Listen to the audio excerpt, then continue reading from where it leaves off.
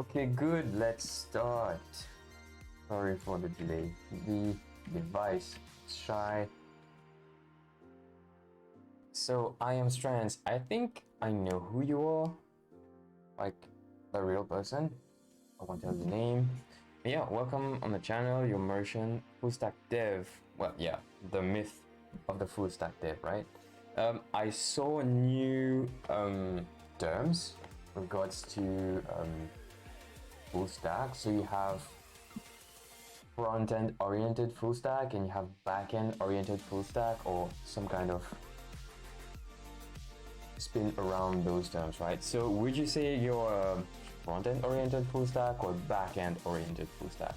If that even makes sense to you, right? I would say I'm a full stack wannabe. I build full stack applications, but professionally I'm a front-end for hire, right? So yeah. Session for everything tech related. Okay. Do you even sleep? I bet you don't. I unfortunately run on bean juice. Bean juice. Okay, is that a thing or is that, what is it? Tell me. Okay, enough chatting. Let's see. Good. Slang for coffee. Oh, come on. Okay, I drink water and sparkling water, then that's about what I drink. So yeah, I wouldn't know, but yeah.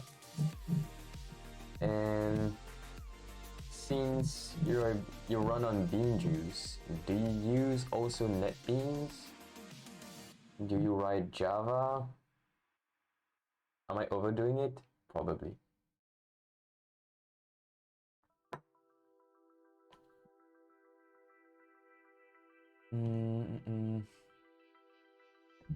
Okay, I have Android Studio opened and I don't even have VS Code opened.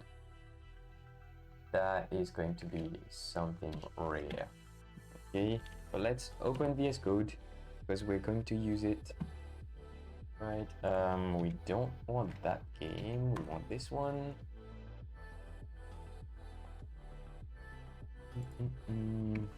And we want another terminal as well. Well, my PC might die before the end of the stream. Android Studio, VS Code, plus the apps running. Look at this, Java. And some people make fun of Node.js, right? But Java, come on.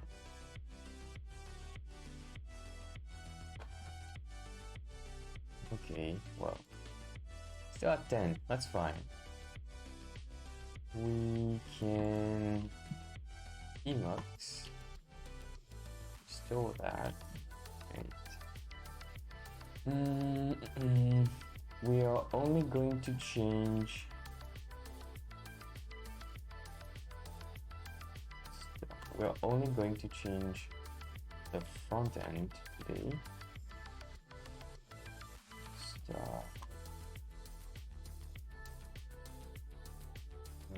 Run preview. Whoa, wait. Why do I have this one? No. Run preview.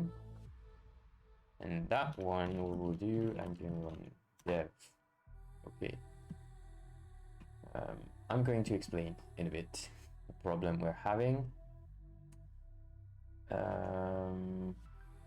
Yeah, that's about it. Let me just check that it's running and then I might get back to chat.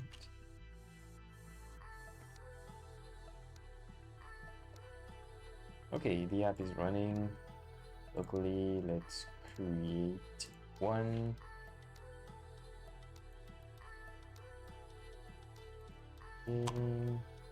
Yep, seems to be working. Good. So connected. Yeah. All right. So the app is running and we're going to have to change things in the Android app so that we can test more easily. I haven't tried that before. That's gonna be fun. And let's have a look at the chat. I think I'd say backend oriented full stack system. I spend too much time on a terminal, and yeah, I assume you'd figure out from the name. Okay, yeah. Also nice jokes. I don't really think I'll ever try Java. Why? Why not? It's fun to try Java and go back to whatever you're doing after that. What do you use as a backend tech? And even I did Java, so you definitely can do Java. I can't do it well, but I did it years ago. So yeah. Maybe not some advanced Java, but if you use like the basic features of the frameworks they have, it should be good. Node.js and a tiny bit of PHP. Yeah, you're definitely a web developer. I also do my backends in Node.js. I did a few of them, well, most of them in Express, and the last one is in Fastify. I still don't know it well enough. I just made things work pretty much. It looks interesting, Fastify, but you need to invest, I think, more time than Express to be able to manage it. To write proper code with it. That's what I meant. Yeah, okay. So we have, where is my screen? Okay, we have some app, doesn't matter, right? Which is far from being completed. As you can see, we are using alerts for now for error messages almost everywhere, right? And the thing is that it doesn't work in Android. But before we do that, let me change, where is it? Source, main. Oh, by the way, you're going to see some Java. Please don't panic.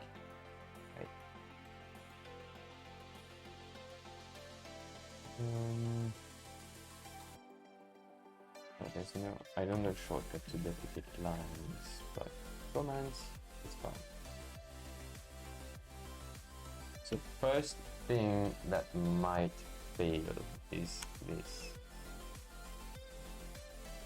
Right. It works on a hosted system, but will it work for something that goes through localhost? Let's see.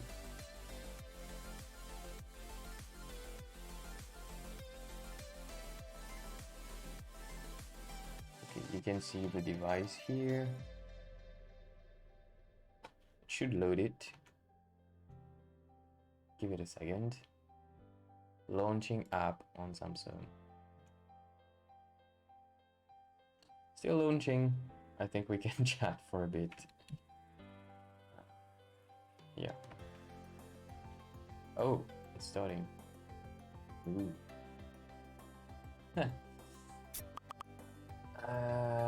Okay, should put that in do not disturb. Yep. Web page, that. Okay, yeah. Maybe that won't work. I should get the local IP, I guess. Let me just read that if config, and that should be the IP, I think. Anyone in the chat, feel free to backseat / actually help me here, because I haven't done that in Android correctly, so yeah. Everyone is telling me that. I haven't really used Kahoot, and the goal, well, I don't know Kahoot to be sure about what I'm saying, but my goal is not to be a second Kahoot. I saw some of those games or similar games on a talk show on Twitch, and I wanted to do something fun, so I decided I would implement them and play with family and friends. And the first one did do well.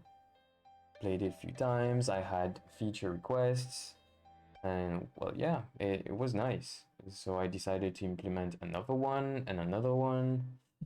No, I'm not DJ Khaled, I'm just a dev. So yeah, I have about 3 games. 2 of them are not fully finished, right? But yeah, let me just restart that. Yeah, they are not completely finished, but I still started building a platform where we can play those games one after the other. It's not... application could not be installed. Not enough space? What? Okay, I'm having some weird things on the mobile, but let me finish the story. I want people to be able to play like a tournament. You can play different games in a row, and you have some sort of standardized scoring. I can show you later. But basically, the games have a different scoring system. It can be 1 point or 2 points per question, right? And the other one could be like 300 for the first one to answer, and the score would decrease based on your ranking throughout the question. So you can end up with like 1500 points for the winner. But I still standardize that. If you're the winner of that game, you get like, let's say 50 points, and the other ones get 40, 30, etc., right? And that's going to be standardized across all games, so that the whole party, the whole night, you would get a final score based on who has won the most, let's say. That makes sense. So yeah. Happy Tiptoe. Whoa, this is my favorite Twitch live streamer at that party. Okay. Creating the world's most famous trivia application. Definitely, right? How are you doing, by the way? Hope you're well. We're trying to make this thing work on Android. It might fail. We have a backup solution if works. If it doesn't work, sorry. We'll see. Why did you decide to go for an actual Android app instead of web-based one, like PWA or something? Okay, let me tell you why. It's not actually an Android app.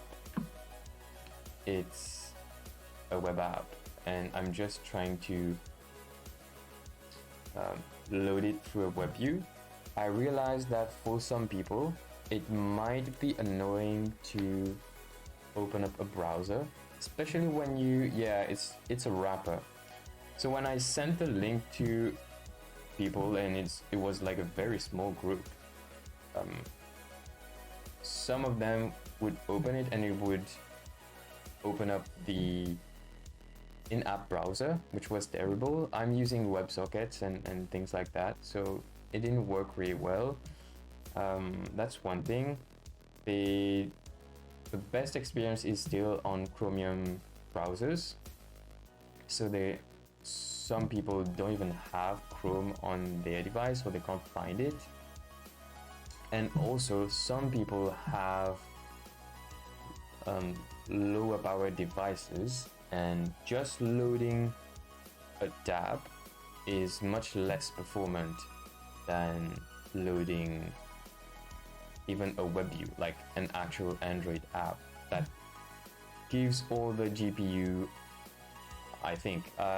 Correct me if I'm wrong, anyone specialized in Android development, but my understanding is that you have your app, it's a wrapper, there's a web view, the web view has full access to the GPU resources, whereas if you're a tab in the browser, even on mobile, you only get a portion of the resources for the GPU, right? That would be another thing. And then for distribution, I realized that it would still be interesting to be present in the Google Play Store, right? Later on, I'll try for, well, I'll do it for iOS as well.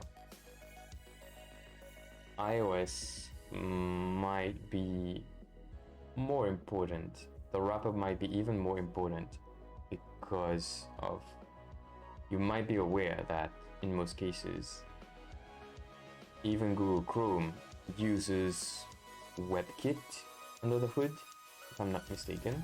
It uses all the internals of Safari, which isn't great. Happy tip too. I'm not doing bad, thank you. Please let me. There's like a icon, I can't read it. Please let me know how you're doing. I'm doing good, really. I had really nice time with family, so yep, feeling refreshed. Let me check something. I have to check Discord. Might be rated to loud 5. Okay, it was not. Back to the chat.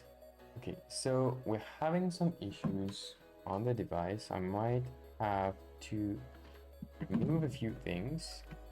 So back to here. So are you guys working on any side projects at the moment?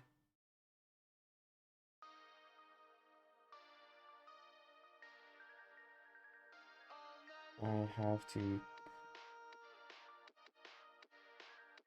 clear some space. Those things only happen when you're live, don't they? What could I remove from that device?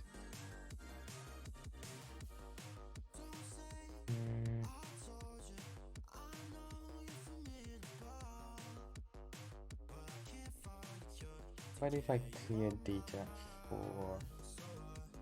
no, maybe not this.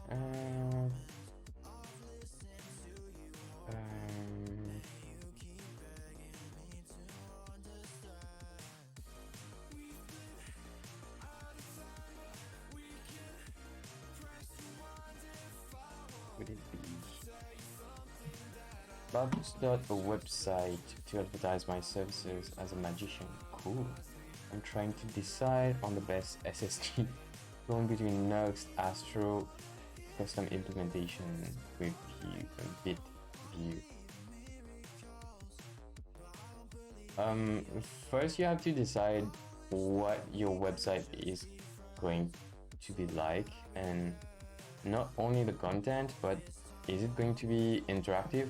Well, I'm saying things that you probably know already, but if it's like really mostly content, just go with Astro really, and it would be a good occasion to practice with Astro. And if you need any kind of interactivity, then you can throw in Vue. I know you work a lot with Vue, so just do that, right?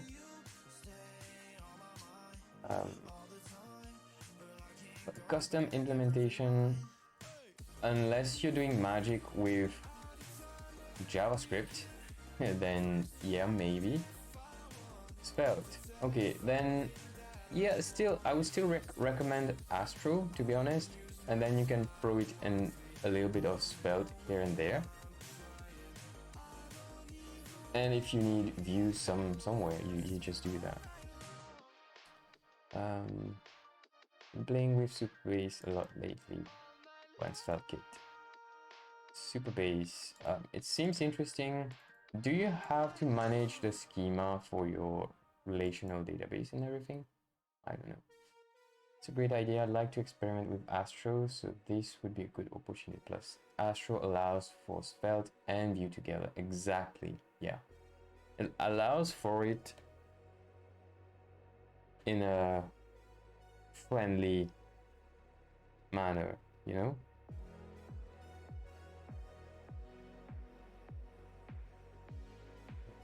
I still have to uninstall or clear out that app.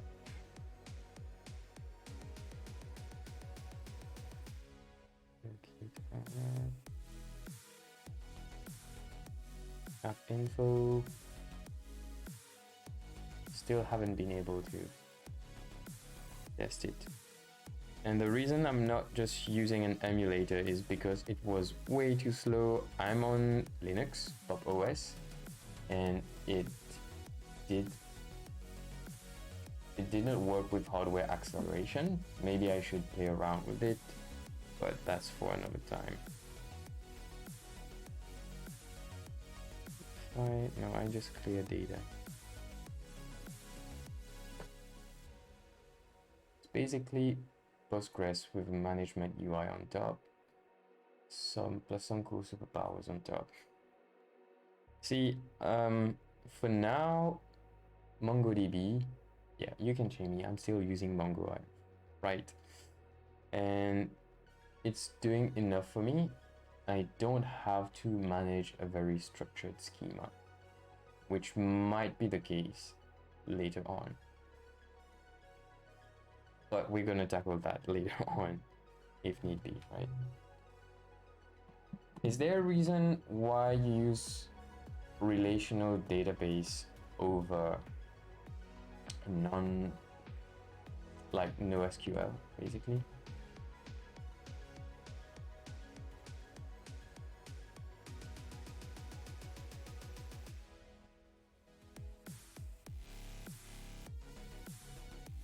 Okay.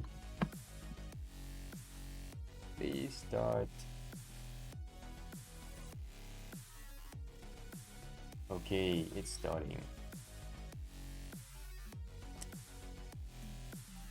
Just remake the app in React Native with Expo for Head. I don't know what Expo for Head. Okay, let me have a look.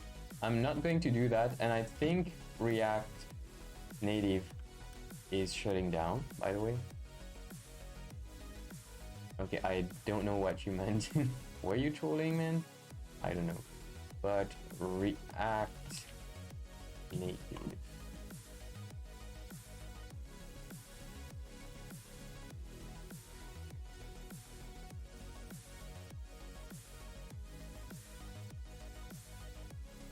Oops, sorry for the... Oh, I don't have... my bad.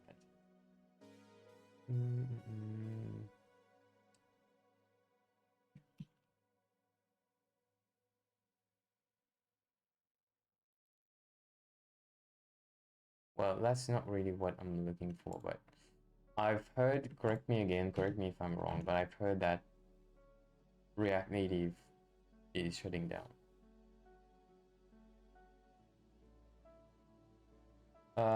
Yeah, I might have to Google it tomorrow or something, but I don't remember where I've seen it. I think I saw it on YouTube, but I'm not sure.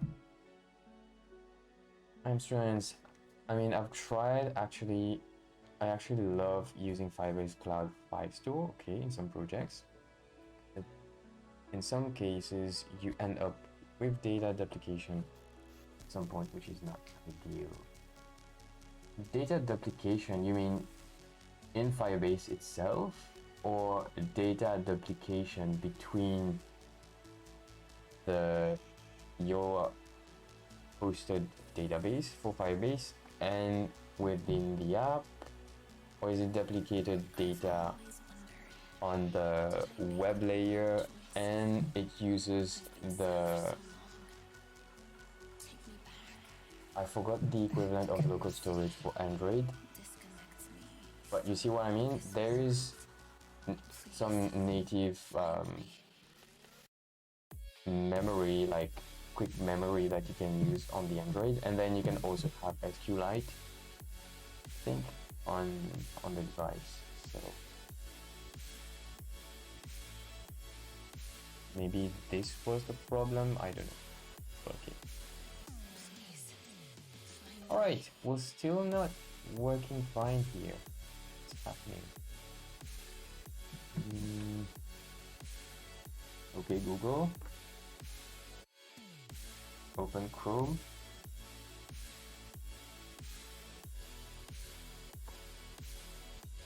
Opening Chrome. I've always wondered. Oops. Did I Not supposed to see that. I've been sad for so long. Back to Kumo City. Disconnects me.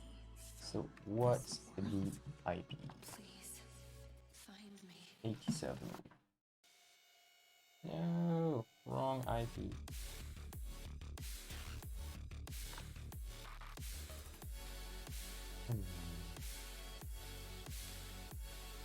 Okay, 192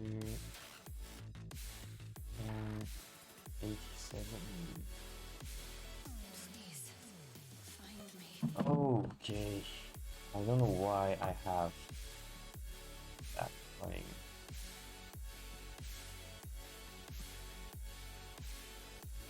Not sure if I'm using the correct term here, to be honest, but basically in NoSQL you end up having the same data in different collections. You cannot have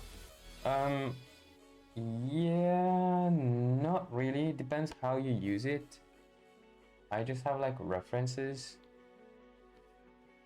Wait, well, maybe it depends on which ORM you're using and everything, but for example, game model, right? No, maybe not that one. Night model. Yeah, for example, here, games are linking to an actual entity in the database.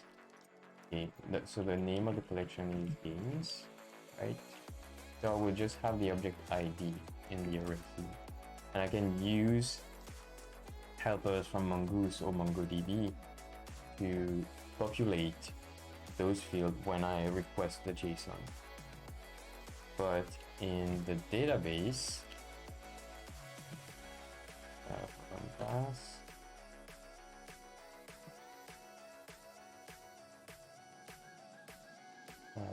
Yep. Oh no, it's in here. Nights. In the database, I just have access to the object ID. Yeah.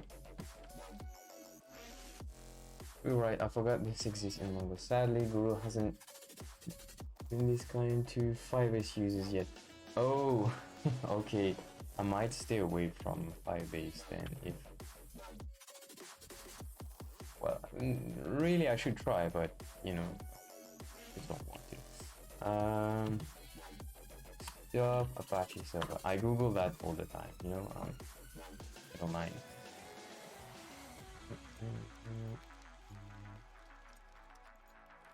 Yep.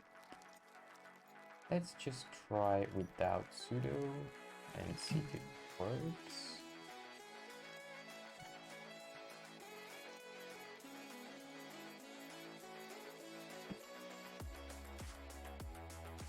Okay. Look at that. I managed to run it. Okay. Now let's edit that. 7 and 9. Yeah. So that's working out. Do we have it right on Android? Maybe not. Maybe that's the issue here. Not sure. Let's stop it, right? We can do a clean build.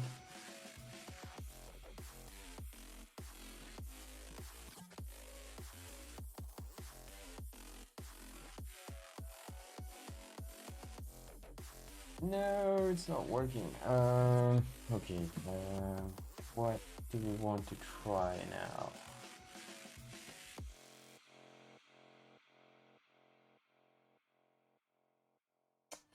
Never mind. This didn't work. So what we'll do is that we'll change the code on the web, right? and then we'll load, so we don't need, we can keep that for reference in case someone pops up and knows how to make it work locally. I'm just, when I'm live, I'm on half a brain, and that's a fact. So I won't just go try hard on this. We are going to deploy the changes to the hosted version.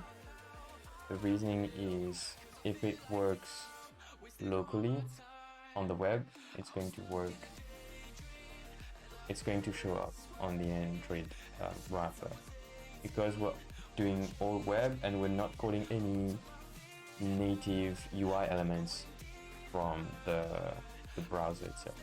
So that should be fine. So we can, actually we can close that for now. Yes. Oh, disconnect. Yep. Close down. Oh, I used to get so confused with that command before, especially when you have a server where Apache's service is not Apache 2. Yeah. I don't know where that comes from though. I think it's common in PHP, right? And I don't have any PHP projects, but I have a client that has a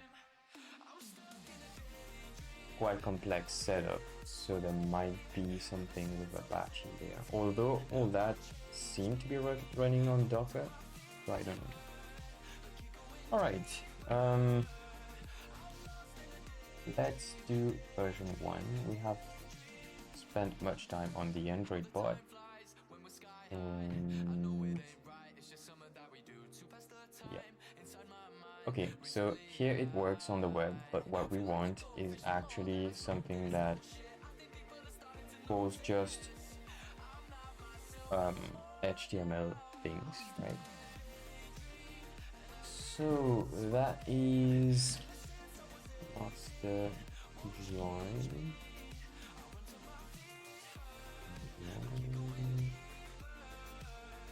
Yeah. Okay. And most of the logic would be here.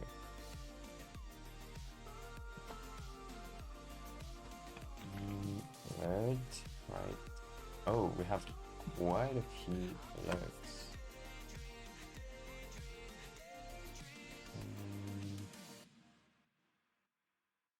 Oh, look at that. We're doing it here. So this is actually the bare minimum of what we want. We want to use alert and then call this custom implementation of alert. Really should be show alert and get called here, because then else you're overriding window.alert, which is not a nice thing to do.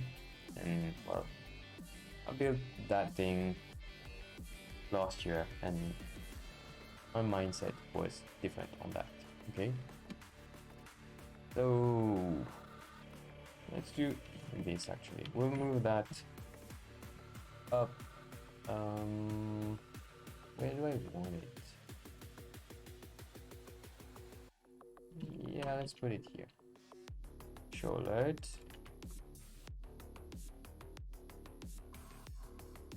And maybe just in those two places. We call that here, okay. So now error is, oh, it's a string. How do we know it's a string?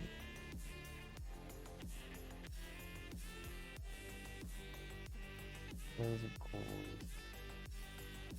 Okay, let's assume it's a string. So text would be that, but then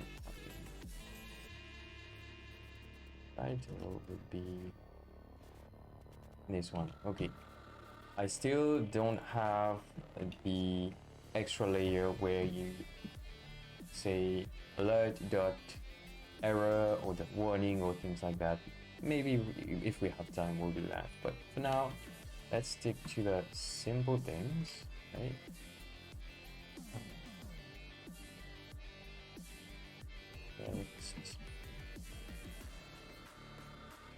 Title would be that too.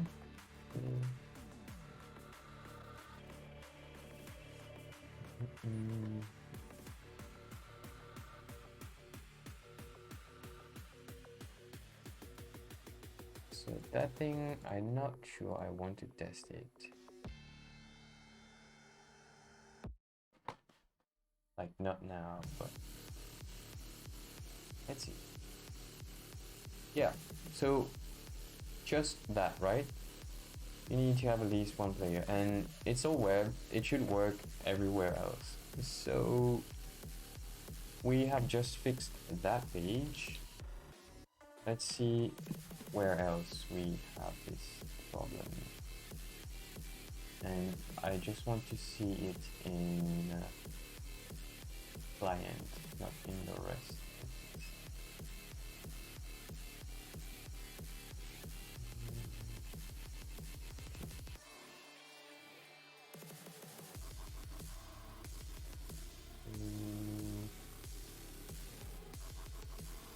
Yep, that will be bad. Need to fix all of that.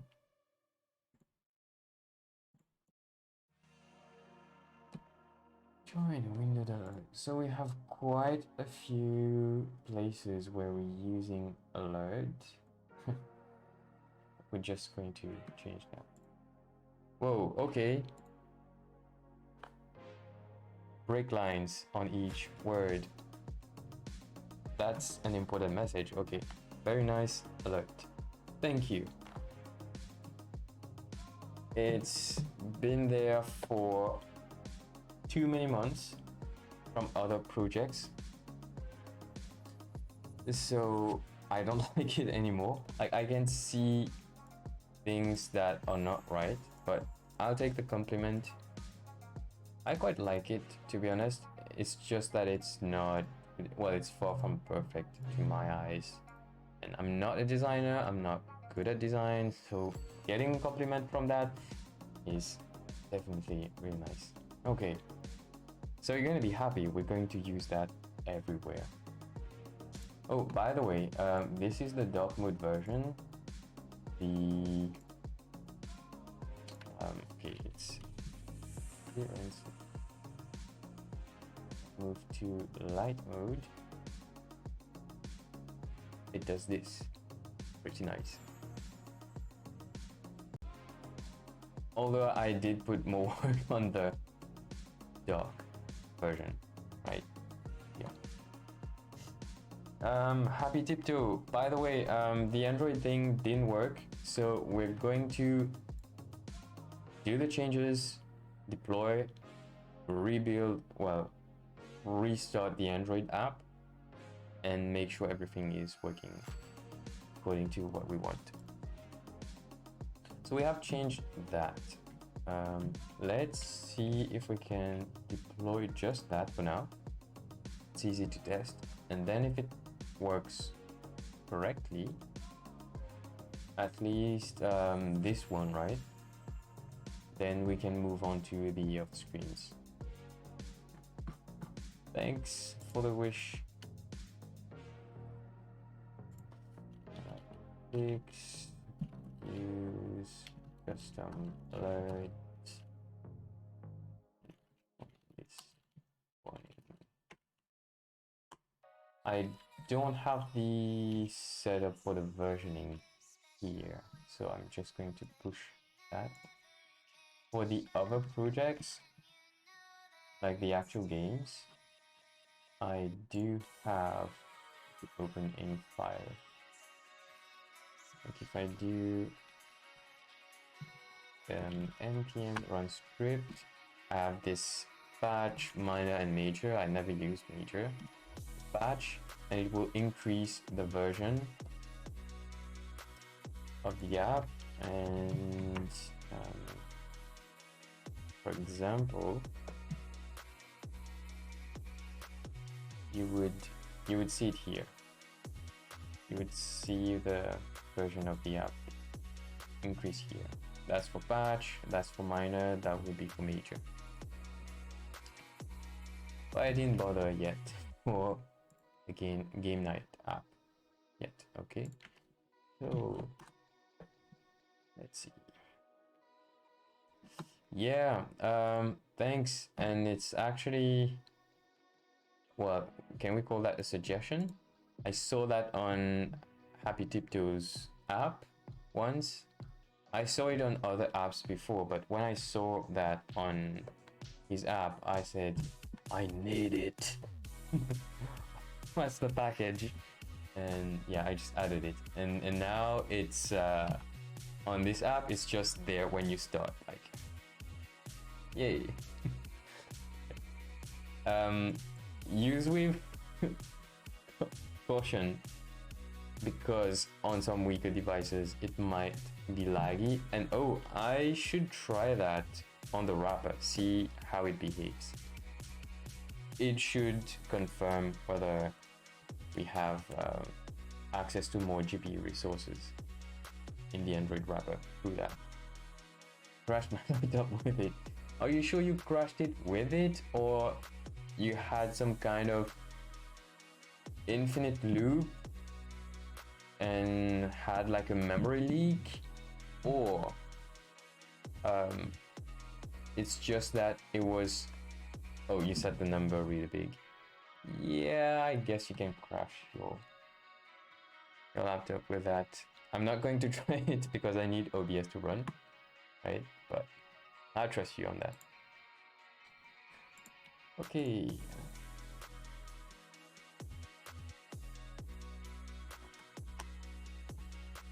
I'm thinking of removing that date thing. I don't think it's super useful.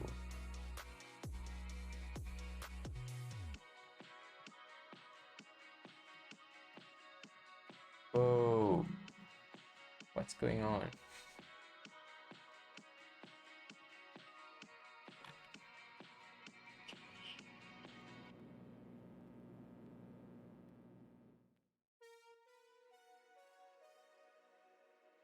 Come on, what's wrong now? You guys chat. I'm going to figure out.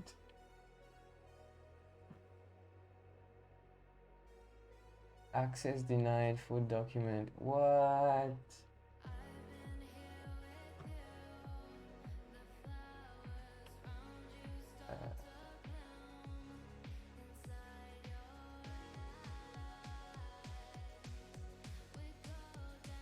Nope, that's not normal.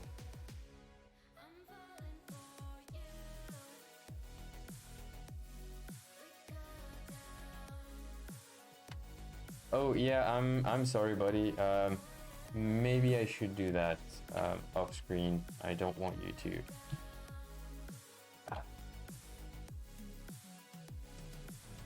I don't want you to crash your brain, right? That would be bad.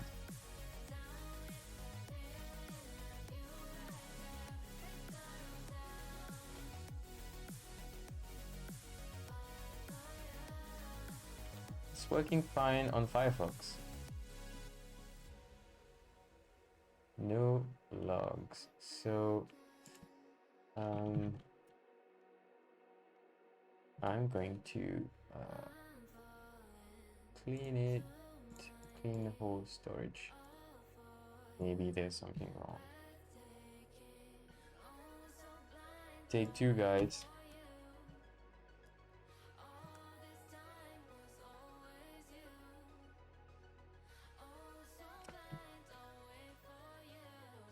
It's not working on Chrome.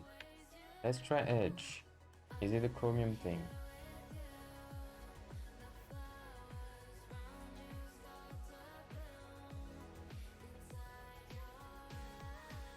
Okay, Edge will do, I guess. Disco Party effect for the app. Yes, that's a feature. And yeah, again, sorry for the flashes, right? Happy Tiptoe, if you had an Android Studio running with that, Legend says that you can start a fire. Even on modern laptops, if we take it seriously.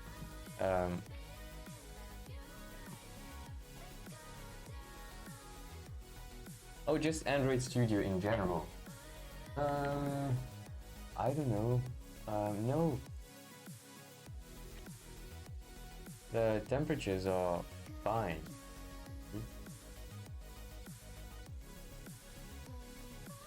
Okay, maybe it's a little bit high. the max is a little bit high.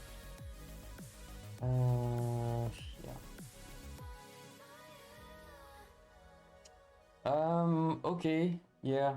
No, but the confetti would just crash very quickly. And for Android Studio, it's going to consume all of your RAM first and then progressively eat the CPU away. But these days, Chrome takes the most CPU usage. I don't know why. It's just Chrome, you know?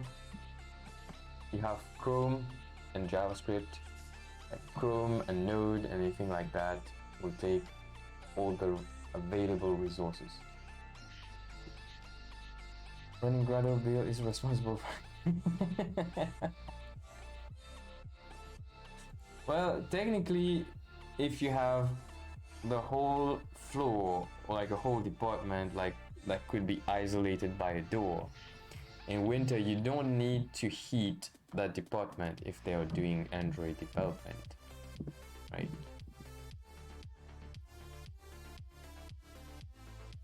I thought Chrome implemented some features to stop hogging RAM so much. I think what they implemented is breaking down Chrome into multiple services, right?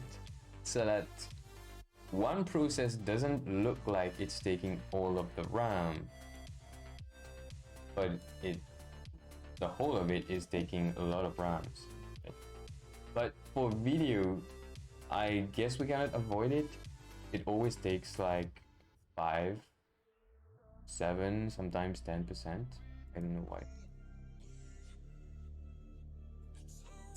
Memory saver?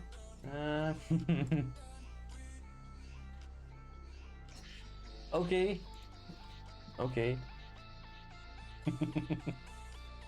Memory saver. Nice one, Google. Nice one. Okay, let's test our alert.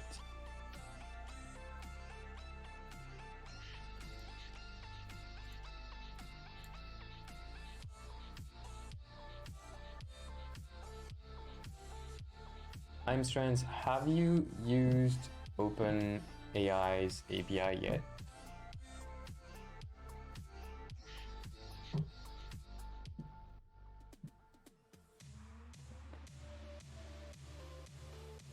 Any projects you'd like to share with us? Like any pet projects or something you can share with us? I have used it, I know you've used it. We've met at an event where we used it. Have you used it on a particular project? Happy Tiptoe? Made a really cool project where I built a chat support robot for social media generator. Right. Haven't, but I was going to hook it up to my Discord robot I made. Alright. Okay, we have our alert deployed.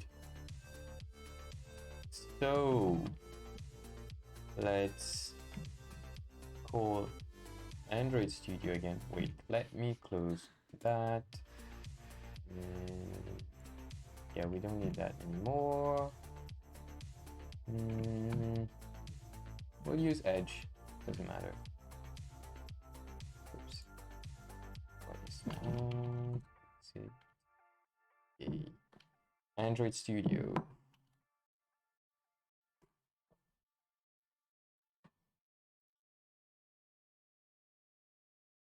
hold on to your chair.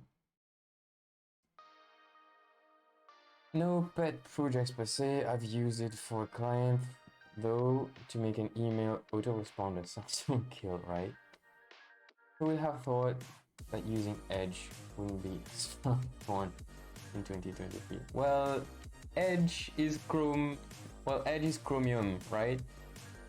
Doesn't make much of a difference. Like I noticed like tiny differences. Like for in the DevTools, the theme is broken. I guess the dog theme is broken. Like, why is that? Or is it just on my machine? I changed something. I don't know. But this highlight color is broken. Wait, let me try that.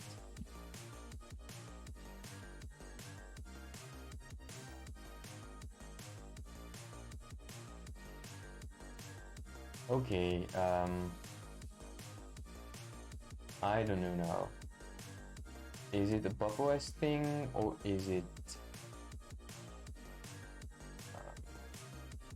an Edge thing?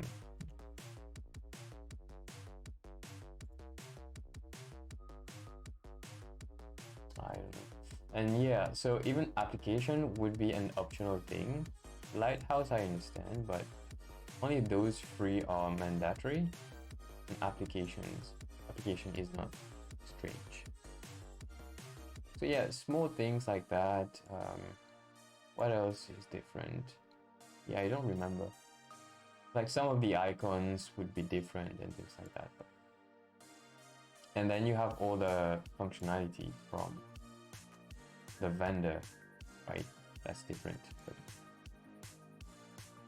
other than that, it's pretty much the same.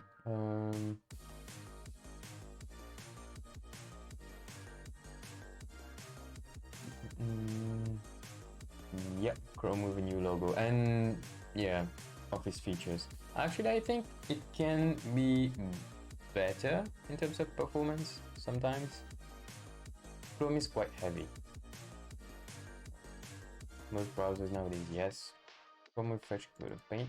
No, actually it's Chromium with features added to it. Chrome itself is heavy. Yeah. Except Apple product. Or Firefox. Yeah, true. Even Arc that I was using just Chrome with fancy makeup. Really? So, I am Strands. You're on a Mac, right?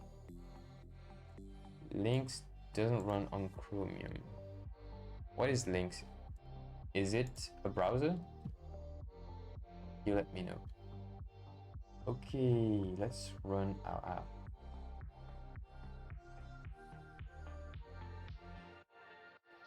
So now I'm running a PWA. I'm running a PWA in a web wrapper. Will it get the update right away?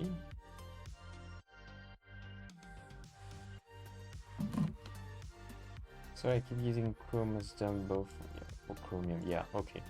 No worries. Now you know, now you can't use Chrome for Chromium. Okay.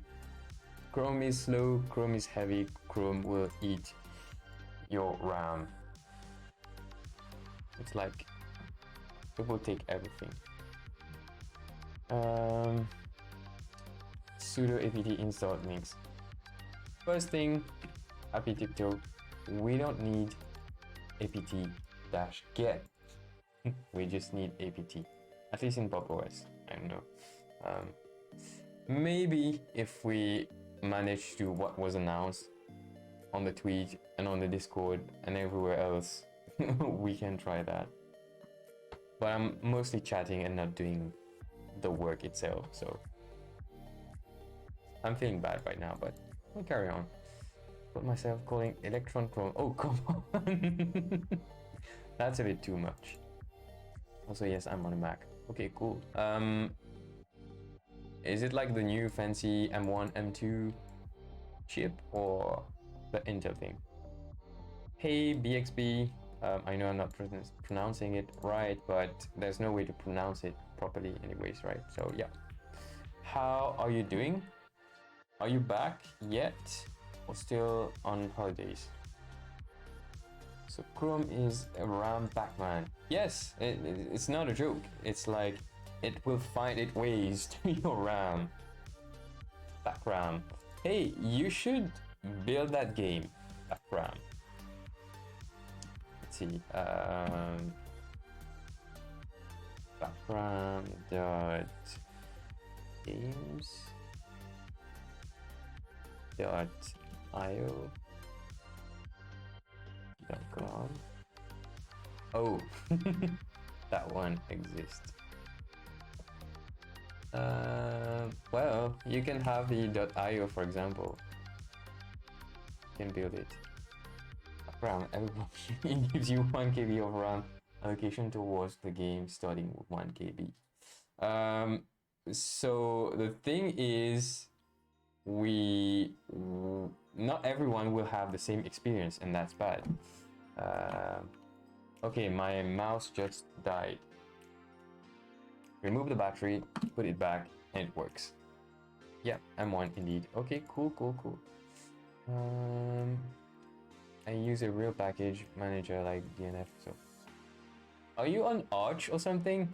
I wouldn't be surprised if you used Arch. If I know someone that would use Arch, it would be you. Personalized experience, right? Yep, just reach. Okay, welcome back. I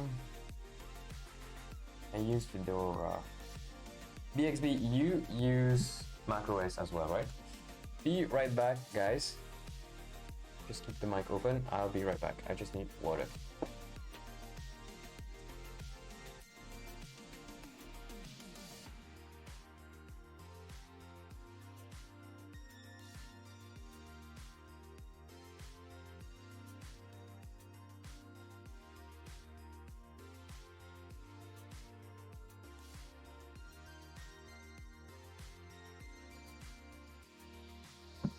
Use Fedora. Fedora is another branch, right? It's not a Debian branch, I think.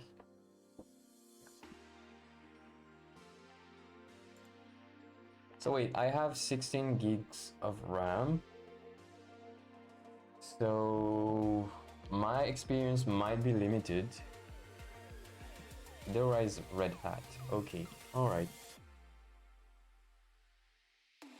I don't have time, so I just installed the sort of the Windows of Linux, right? Pop OS, which is before it was Ubuntu, and Pop OS is built on top of Ubuntu, but better, I think. All right. Let's just test things here. New night. Set a date. Continue.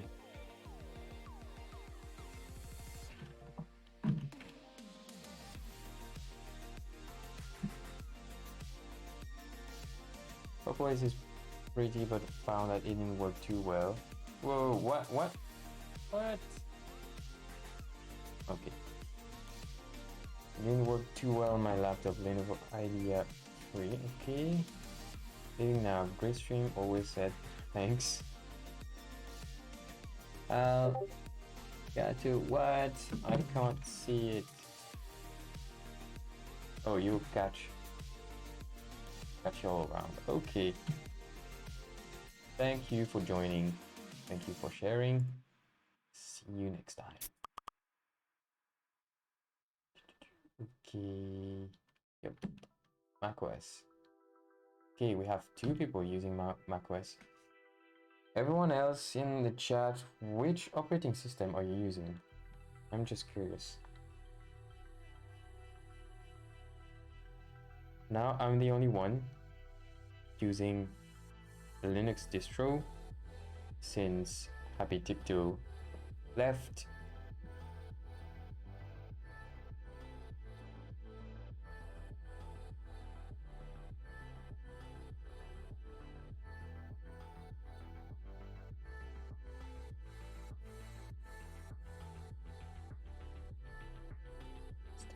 time. Okay. So by the way, I've instructed OpenAI to give me 4 answers, but sometimes, and more actually, it likes to give me 5 answers instead of 4. So I need to update the prompt to say that again so that it actually gives me something.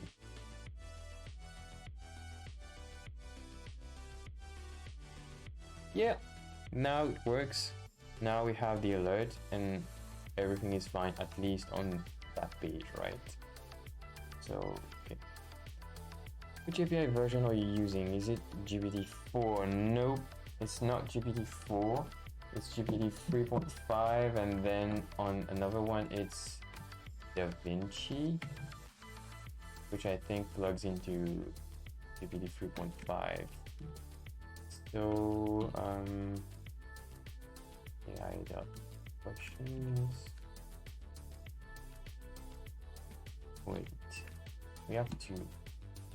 So for one game, this is the prompt and the completion is here. So GPT 3.5, I haven't updated it since months ago. And the other one, the completion is DaVinci 3. But we could change that. I think I'll change it, but I don't know which one I'll use. You know, even like the temperature is set to 0, right? And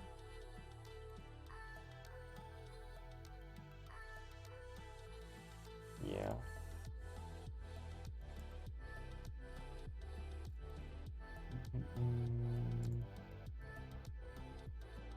Maybe we can do exact.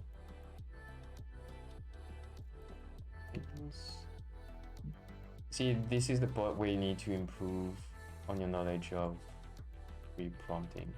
And when I was mentioning pre-prompting, this is what is sent before any kind of dynamic thing is being sent to the API, right?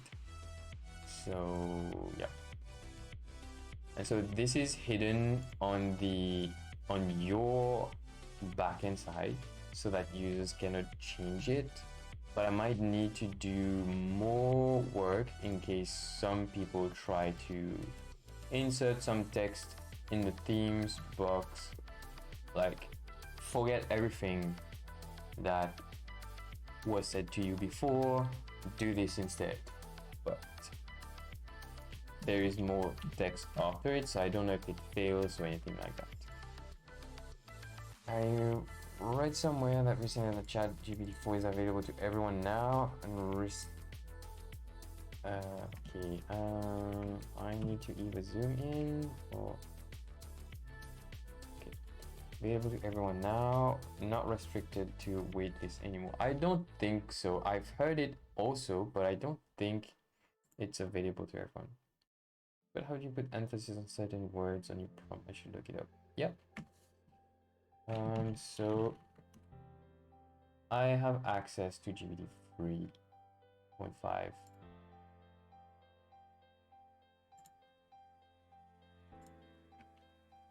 It's like I'm gonna log in.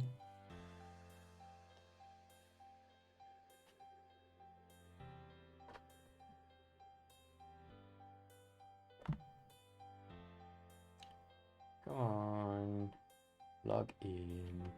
Be nice. What? Still wants me to log in. But I did log in.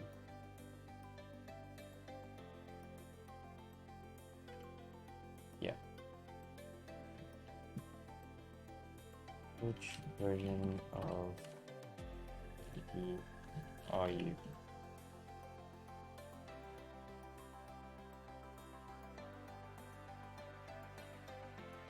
I'm ChatGPT, which is based on 2.5. Spam a tweet and mention you in it. Okay. Have a look.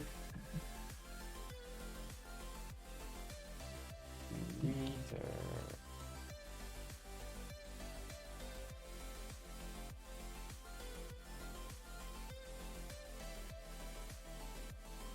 Oh, your name was leaked. Sorry about that. And it's going to be recorded, so it's too late now. Oh, all paying customers. Yeah, I did pay for it for a month. Yeah, good, good. It's no secret. All right, cool. These are not also generally available, and we're announcing duplication plans for the models. Yeah. But since I paid, I had direct access to. Oh, okay. So GPT-4 API. So that's different from Chat GPT that has access to GPT-4.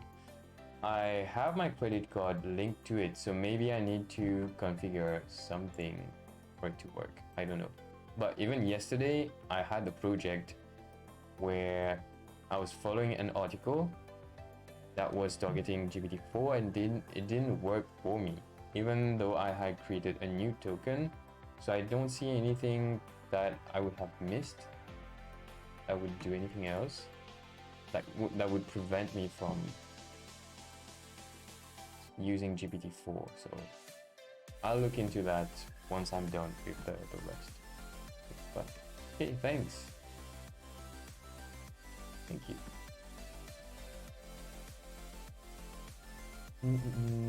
Okay, yeah, so that's the thing here. Listen, we have a workflow that is fine. Now we just need to replace a bunch of things, but we can chat. This is going to be some background work, basically.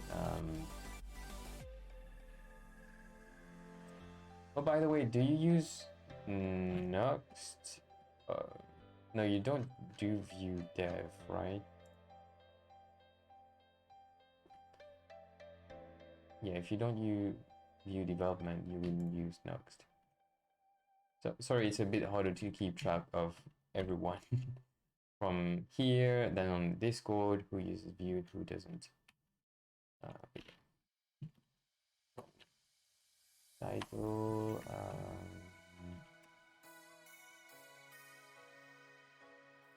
Oh, okay, that would be text.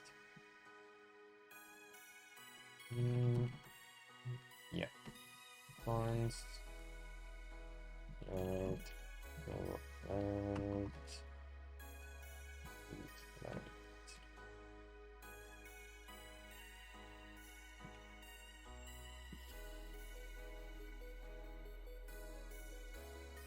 Yeah.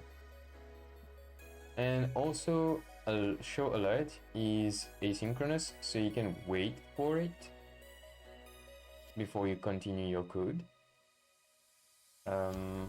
I don't need it here, so I'm not using it, but it's a possibility. This is also due to the fact that use alert has some base model in common with use confirm. And confirm, it's really important to have this possibility to await for the user's interaction to be able to then carry on the code based on the decision. You do your branching based on the decision. I almost never use it in my apps, so yeah. Well, not these apps. Last year I did use it in Paradise to Live, which is far from completed, and maybe I'll resume the work on it towards the second part of the year, although it's July, so are we officially in the second part of the year already? This is going too fast. Fetch night. Okay, so I'm going to replace all of the code, and I'm not going to do extensive testing live, right? I'm gonna do that tomorrow offline, test everything, and I'll give you guys an update in the next stream. So that one is good. I think if it builds, it's already a good sign, although it's clearly not enough, but still good.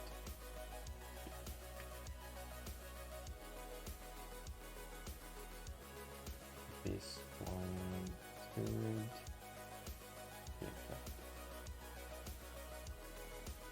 So,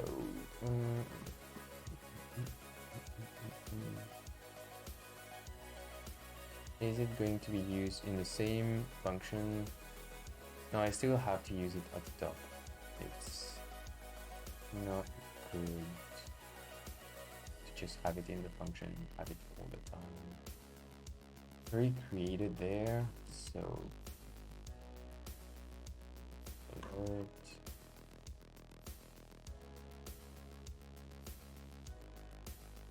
Right. So alert. This text.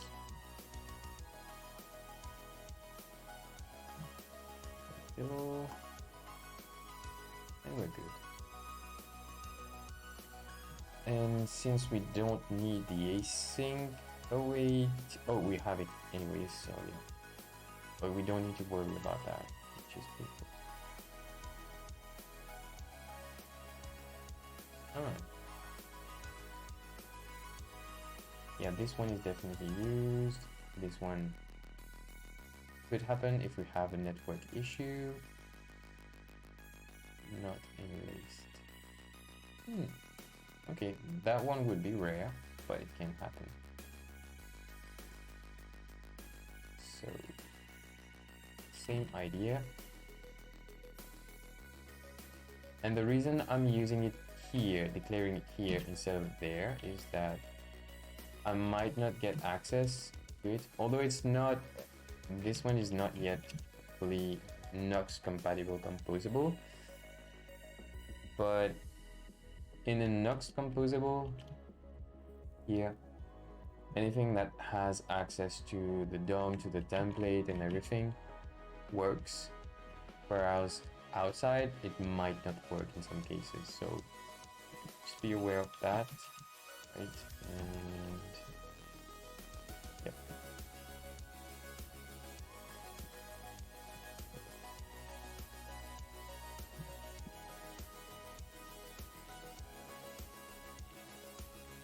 Here, okay.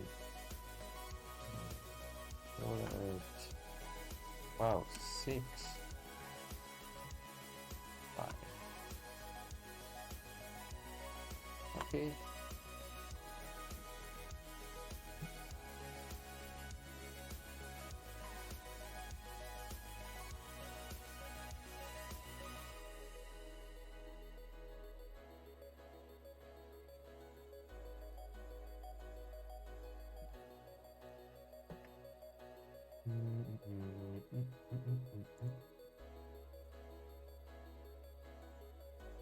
Let me close that one. This one is good.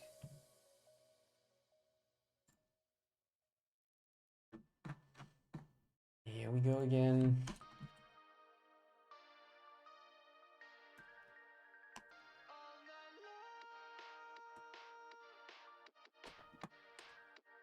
Should I announce it now? Maybe I should. You've been watching for a while. How do I access it? Let me have it off screen first.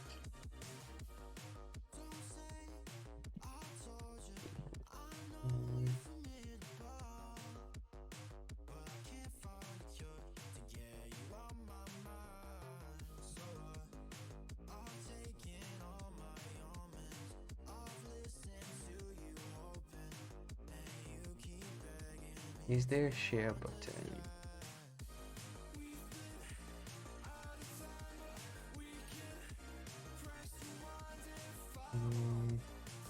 Not that I see. But anyways. Okay, there you are. Sorry again for the bright theme. The app which is clearly not ready, is available on the Play Store if you want to give it a go. I'm going to paste the link in the chat as well. I just like to post things that and publish things that are not ready yet, just to get a feel for it, how it feels in production, like deployed on the web. Now it's published on the Play Store. Yeah, feel free to try it. The cool thing is that it's not huge. It doesn't show the size here, but yeah, you can email me. Yeah, I forgot to tell you. I think it's been approved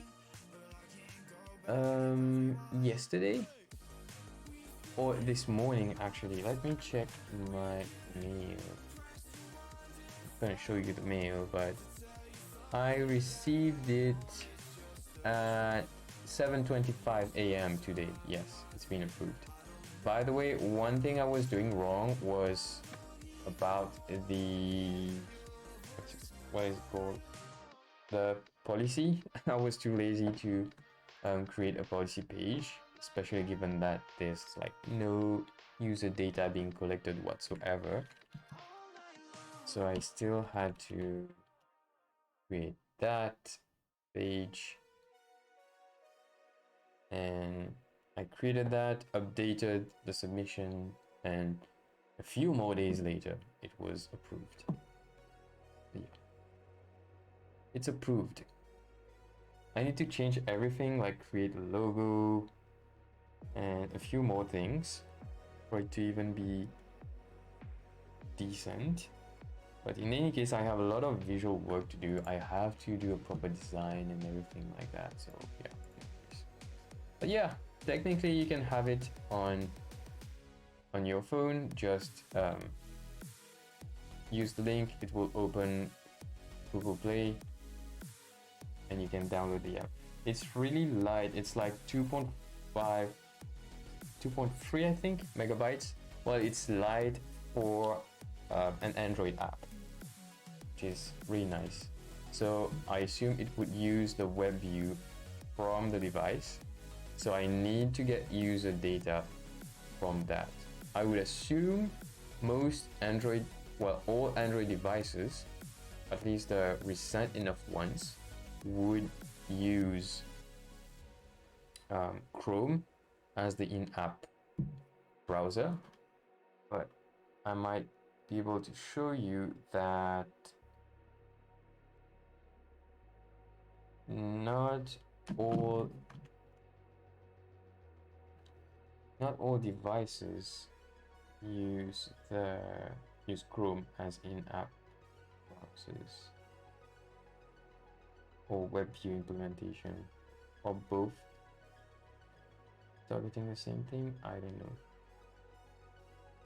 I saw this option this evening.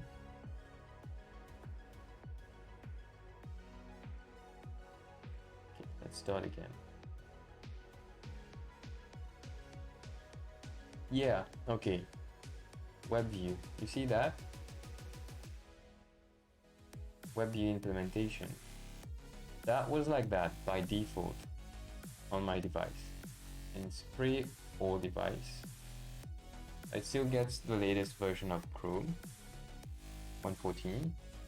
I can change it to disabled for user. Okay. Okay, I cannot change it, at least not right now. Interesting. But I wonder if we can change it. Oh yeah. It's not the most recent device and it's set to Chrome. But I wonder if we go too far back on all devices that still run and still are being used, whether that could be a problem. Although it might be what I can call an edge case, I don't know.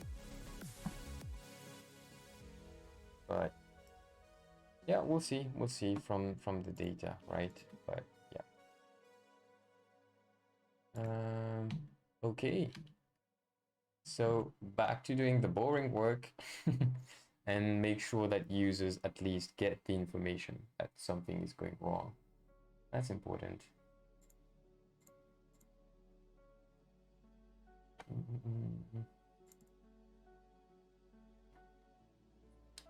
So show alert, okay. Find alert.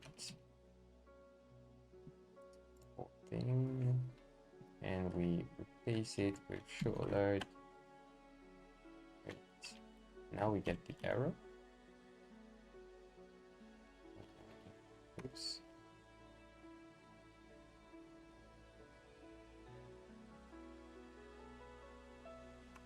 No, I have that. BXB, if you want to share about your trip, how was it? I think it was your first experience there. If you want to share, you don't have to. Where you've been, how it was, most welcome. Feel free to entertain, because this is just like updating code. Nothing super interesting here.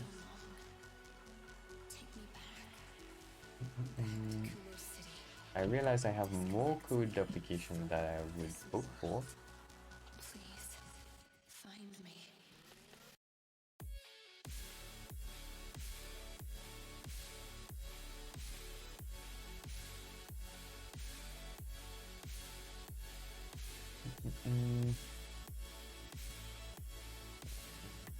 Right. Alert. I assume error is a string. Have you tried out Copilot Chat? Copilot Chat? No. I have tried Copilot, the original one. I'm trying to code without it, and for a few weeks now, I haven't been doing a lot of implementation, like 200, 300, like 500 lines of code per day. So I don't really feel the need for Copilot. But yeah, especially when I'm doing something new, it provides me with suggestions. It's interesting. I'm still not... Well, the more I use it, the less I was like, oh, this is great, I'm gonna use it every day, you know?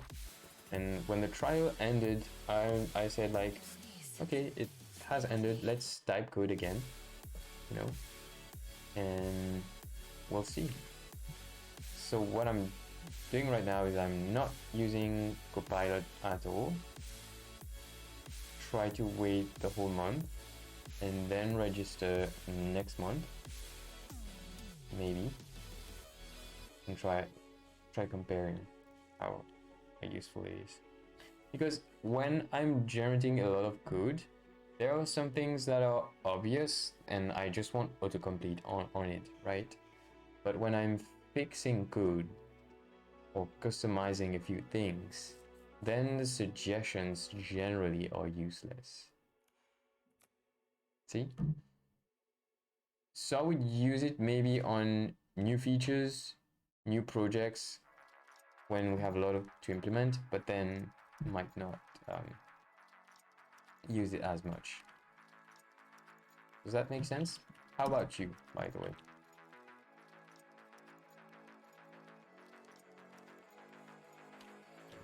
Yeah.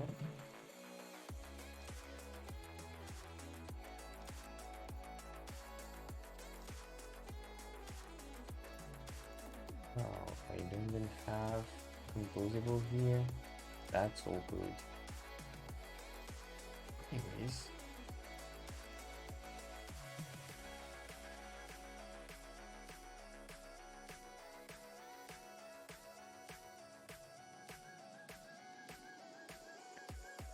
I'm strange. Have you tried it?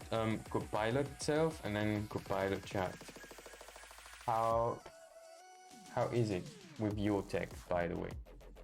Maybe it's not the best with JavaScript, or maybe it's really good. How does it compare with what you use?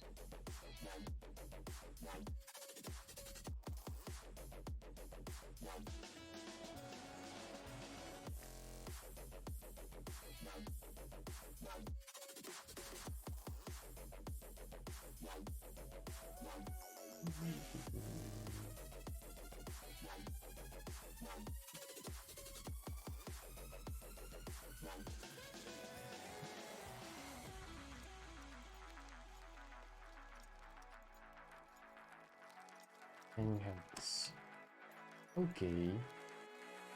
One more window that alert. Really, you really want that to break next, right?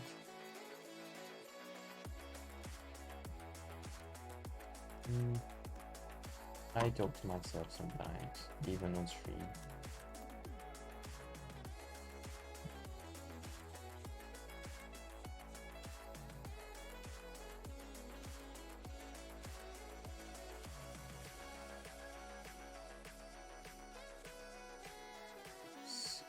Text.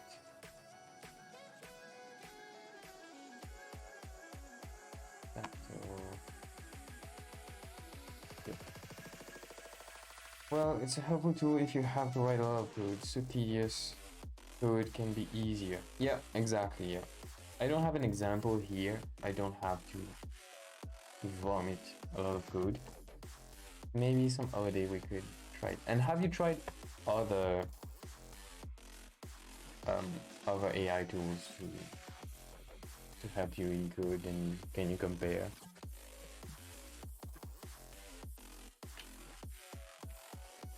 Okay, alert has been placed. Nope, not everywhere. Okay, but in client, yes. Using the custom alert everywhere. Let me just rename that to show alert so that it's consistent.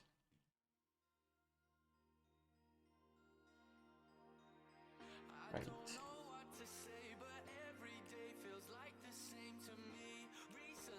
I tried the one from AWS. What it's called? Okay. Copilot Chat is definitely better because it gives me less rubbish code. Wow. Okay. So it's possible to do Word as well. Yeah. And I still wonder how it's being trained, right? If it's trained on my code, then it might not be become the best AI tool, you know. But if it's trained on vetted code, then good. And when I say my code for my personal apps. I do write decent code for my clients. I spend a bit more time. It's a feature that we want to last, you know. But what I'm doing specifically with my apps is what I call rapid apps development. I think it's the term, but I'm not sure. And I try to spike towards the solution, make things work. And if it's working, if it's viable, then I go back eventually and stabilize the code. So then I would spend a lot of time working it, thinking through my choices and everything. Yeah. Use custom.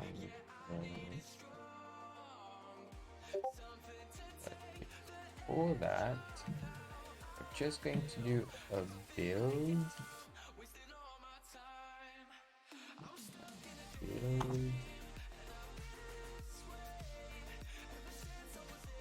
I think it uses your code base as a reference to help you better. Yes, it does. At some point, it will use your file, your current file, and later on, I think it reads. I don't think it reads your project, like it doesn't crawl through it, but it caches info about previous files, and it will try to recognize patterns and help you with that. But it also takes patterns from other projects, else it wouldn't be able to generate code when you're writing your app, and you haven't done that thing yet.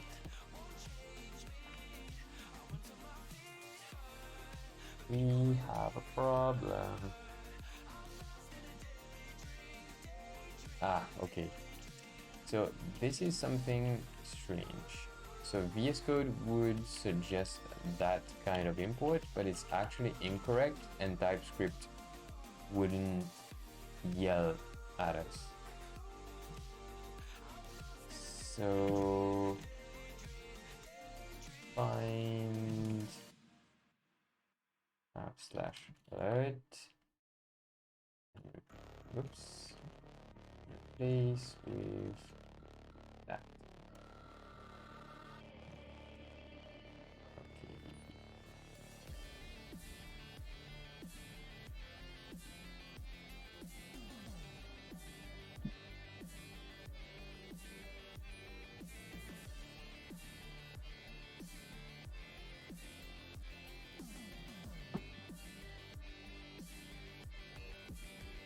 I'm Strands. Are you on an Android device or an iOS device?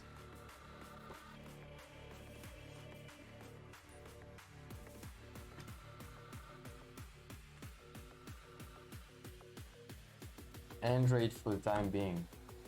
So I'm going to take like a 2-3 minutes break. If you want, you can install the app. I'm going to create a game, create a night. We'll play like 5 questions. And if someone else in the chat wants to play, it would be more fun, you know? Because then I won't be like the game master and a player. Yeah, the idea is to actually do a live test of the Android version.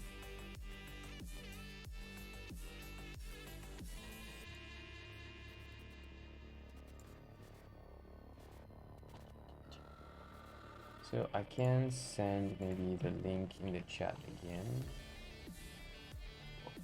Play Store.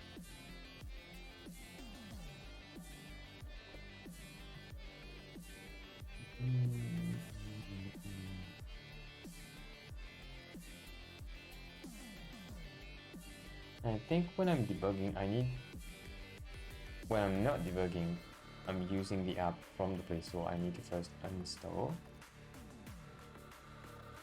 Or it's the other way around. When I'm debugging, I need to uninstall the app from the Play Store. Something like that.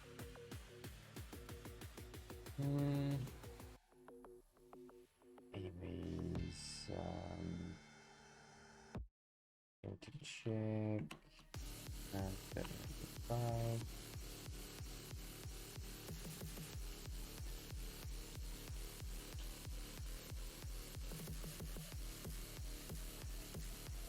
Published. Yep. So I think we're good. Yeah, this one is published. So you should get the latest version on Google Play. Let me put that in dark mode. So yep, you can go ahead, install that. I will be right back.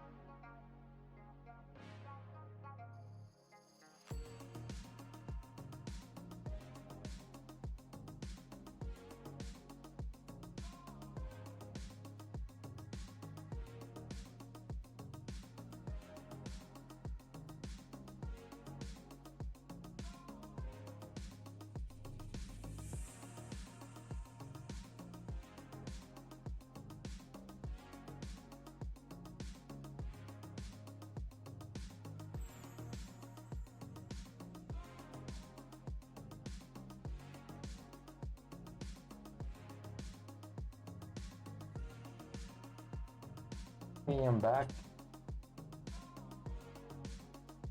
Do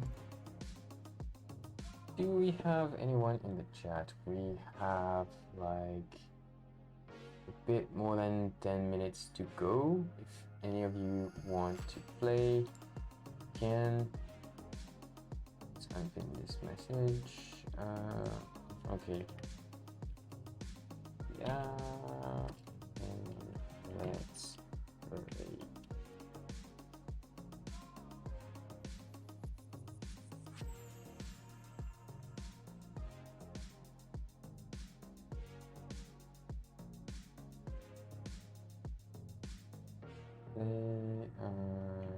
Yep.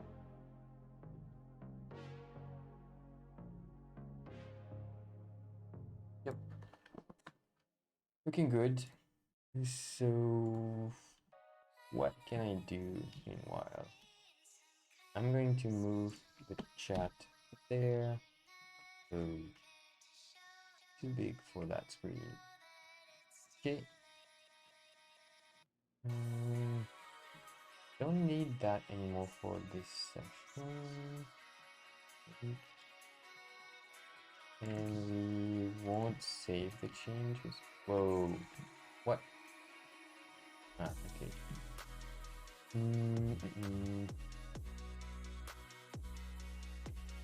I won't keep the changes. Yeah, so that's interesting. I don't even have like a repository for that yet. Maybe towards the end of the week I'll do that, but that's not interesting to set on the stream.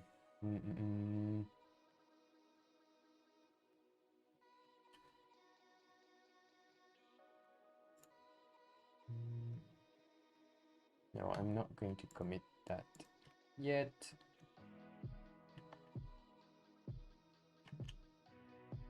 Okay, I might start creating the game. Okay, let's see if it's working now on Chrome itself. It's not flashing or anything.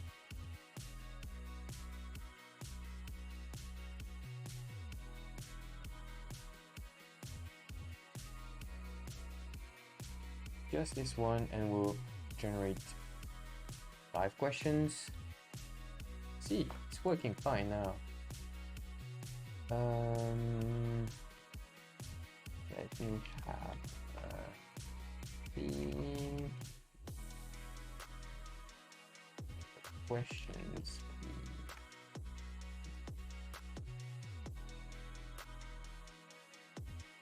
Create one.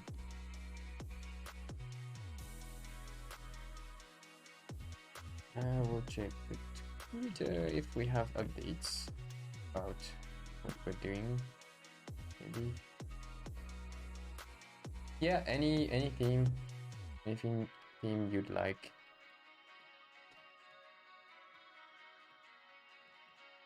We're going to check if ChatGPT can generate questions for that theme.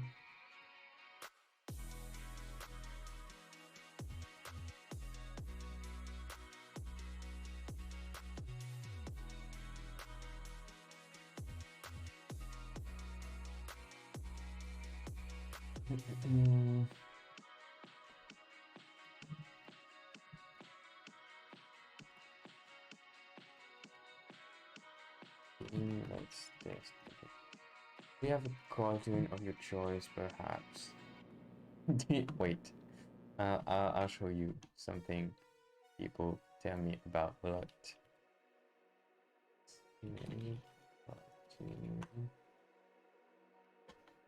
Yeah, this one.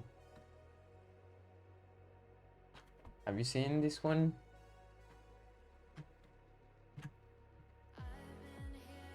Like every month, I'm being told. So does GPT know about this cartoon or comics? Let's see. Well, I'm going to generate it. I'm not going to show it on stream because I want you to try hard. You have the Wikipedia, you can read it before we start.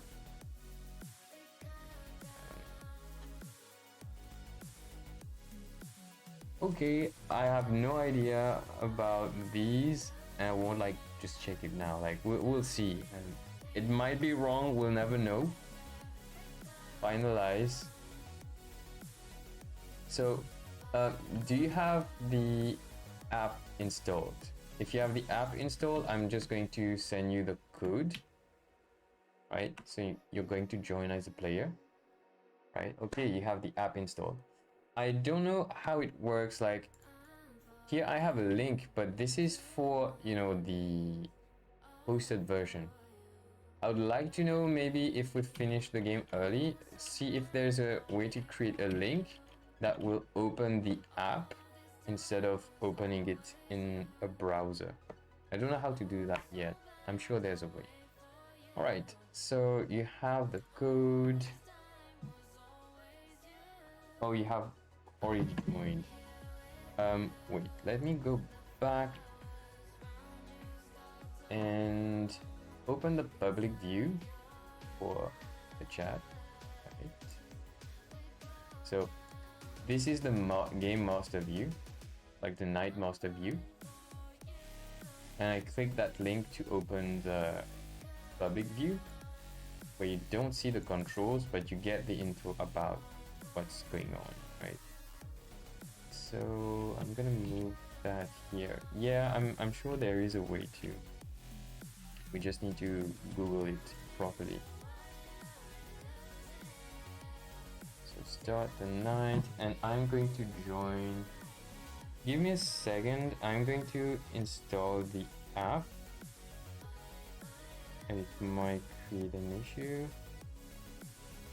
And yeah, also the point is of this game platform is that we can, like, regularly, maybe not on each streaming session, but every week we can have one or a few sessions, and we can have a winner of the week, right?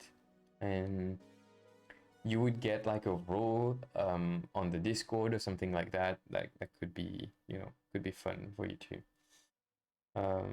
What you do have, maybe you get perks from that. I'll see. Okay, I hit play. Oh, maybe I could open Android Studio. No, you're gonna see my answers. That's not cool. Said, I just said to do. The code is 8022. Join.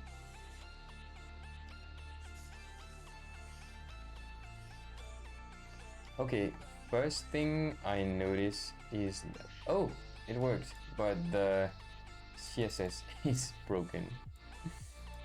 Yeah, but it works. Okay, so now I'm going to click on stop night, and I'm going to click on something else to make it work. So you see the WebSocket responded, and it navigated to the appropriate route. And now I think I'm going to add some code for it to scroll up. Oh, I'm trans, you're not aware about this part, so probably if you haven't seen the previous streams. Here you see the code for the game night, right?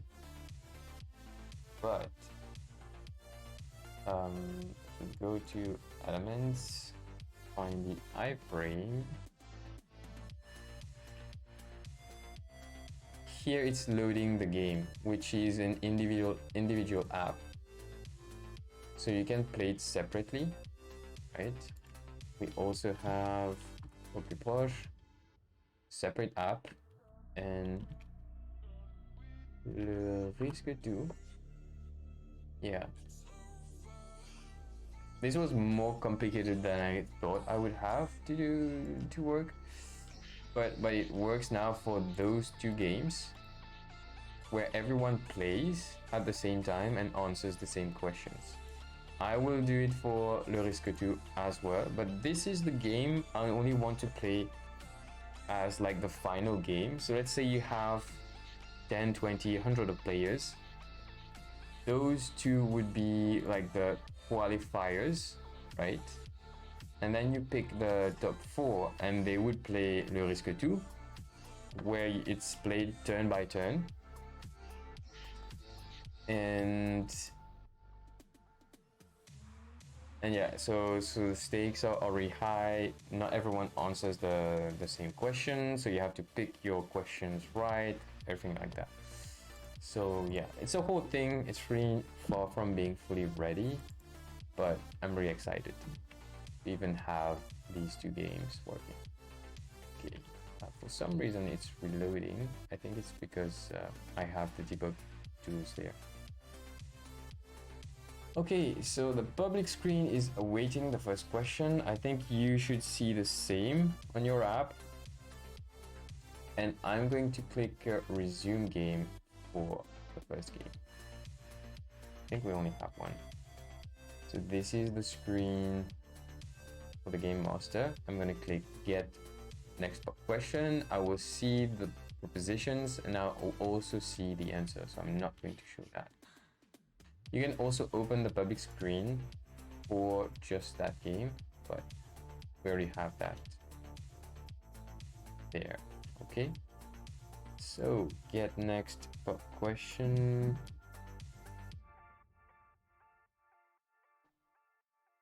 Which year was the first Silicon?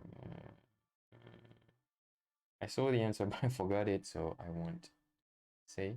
And this screen is broken as well, by the way, so I'm not even sure it works properly. Have you answered yet? Because it should stop the timer. Oh, WebSocket connection failed. Yeah. So there's still things I need to fix, you know?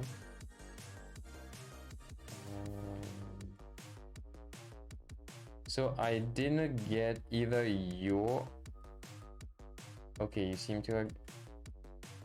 Never got the question. Okay. Yes, see, so if there is a bug like that, I could refresh on the web version, but now I can't, right? So that's an epic fail somehow. Wait, so if you click on that and hit back, so try clicking on, you know, the V02410 at the bottom. If you scroll down, click on that and then hit back. It should send you back to the playing screen. Maybe I can show you. Let me know if you don't get what I mean. I will try to open Android Studio and mirror my screen.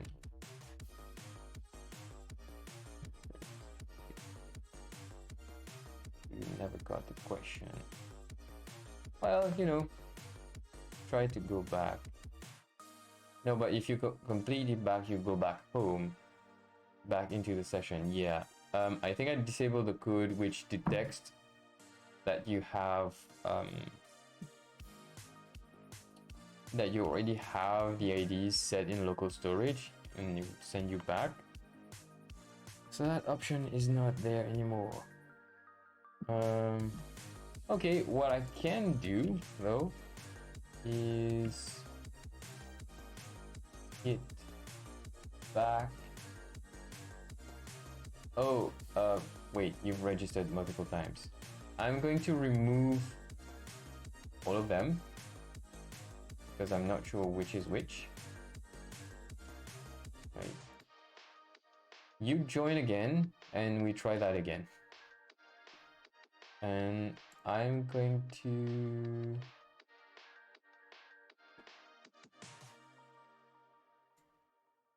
device manager physical.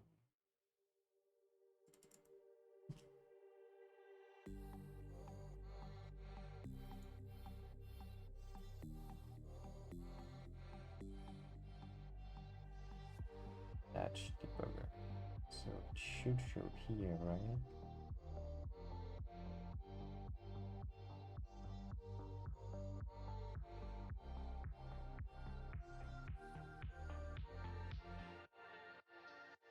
Nope, it doesn't show. Well, never mind. You're gonna have to. Okay, wait. Maybe I can. That's fine. Okay, you have joined again, right? So I'm gonna start the night again. Zoom. Oops, you saw the answer, but I'm not sure you have that on your screen. I'm gonna click it again. So it re-triggers. Let me know if you see anything. Okay, it worked. So you see, it's really not ready yet. So even in the web view, it can fail like that. So it's definitely something with the whole web thing. So it's not related to the web view or the platform or anything. So you're on an Android, the Android app, and it had that issue, which I haven't had yet. So that's interesting. Disconnect. Okay. Do you have the question now?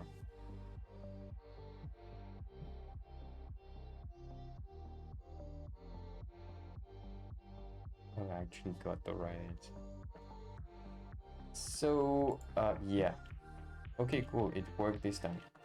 Something about this game in particular, the first one to get the right answer gets 300 points. Okay, yeah. I think I did. I don't know. I think I saw it and then it worked in my mind. But yeah. So you answered a bit later, a few seconds, I guess, later. So you got less points. And that's how we're making sure that we always have a different ranking. And that's not me who decided that precisely. Well, on the decrement, that's me. I wrote the decrement. I think actually I used ChatGPT to help me with that, like with a suggestion. But those rules are pretty much in the original game, right? So credits to them. And this, I really have to improve on that. But you see, we're right, just developing things here. Let's go. Now I'm worried like on every question it could break on your side or on my side. I don't think so. Once it's loaded, it's generally good. Okay, it worked. Next question coming. Looks good on your end. Yeah. So I don't know if I mentioned it in this stream, but I generally mentioned that I need to add checks for when those things happen. It would either reload the page.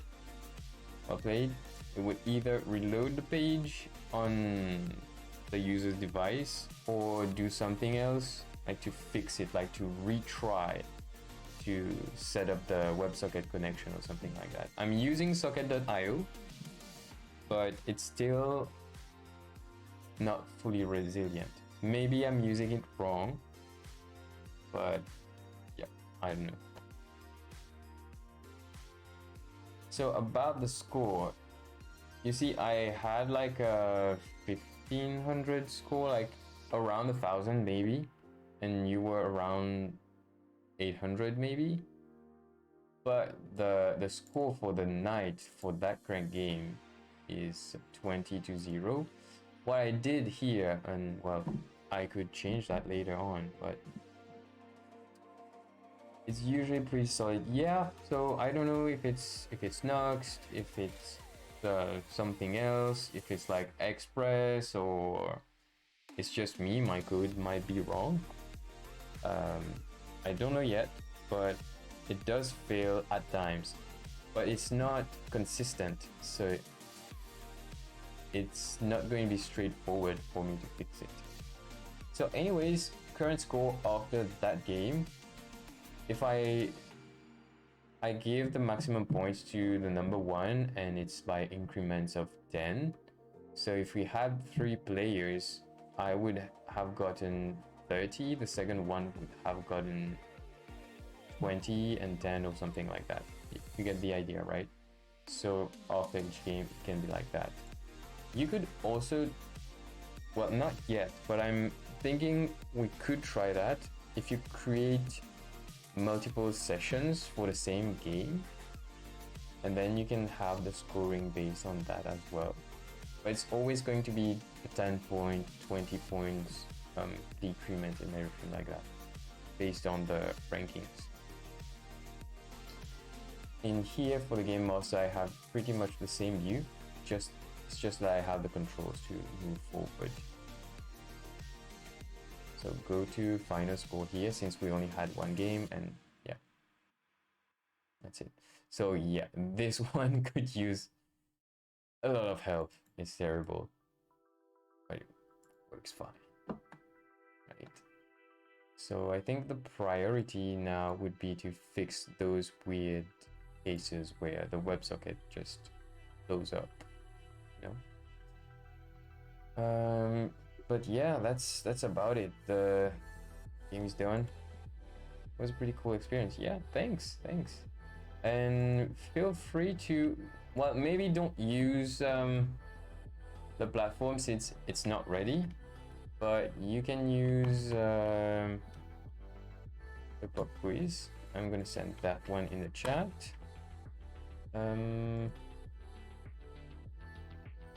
Posh, which needs some refinements, but it works.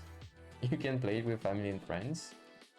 And so both use OpenAI to generate questions. You have that options. But for Le Risque 2, open source it not anytime soon. I'm actually thinking of trying a small business with it, so it might be good from which I make money off. It would be cool, to be honest, if I could even host the games, you know. I'm trying to stream on Twitch. I'm doing it, trying to be more outgoing. It's a really good exercise, and you know, you build something and you can actually lead a session. It's really fulfilling, to be honest. So yeah. But yeah, one thing about Le Risque 2 is that using the app doesn't generate any questions, so you kind of have to generate all of them. I might later think of how to generate the questions. You have to generate the questions so that for each topic you have 4 questions in order of difficulty, and it has to be pretty much balanced. That's why it's not as easy to generate. I don't have an ID for existing, maybe next time. But what you generally do is use the upload a file here, and let me find that would be here. Cartridges. I call that folder cartridges because each game can have its own type of files that you can open an editor. So I played that game on March 16 on another streamer's channel. She does a lot of gaming, and there was like a game night, and I offered to play that game at the end, towards the end of the night. So the way you do it through a file at the moment is that you specify the list of players, and then you specify the theme, and for each theme you have the different questions, and the format is pretty bare bones, right? So you have the number of the question, right? And then the space, the answer. It works in French as well.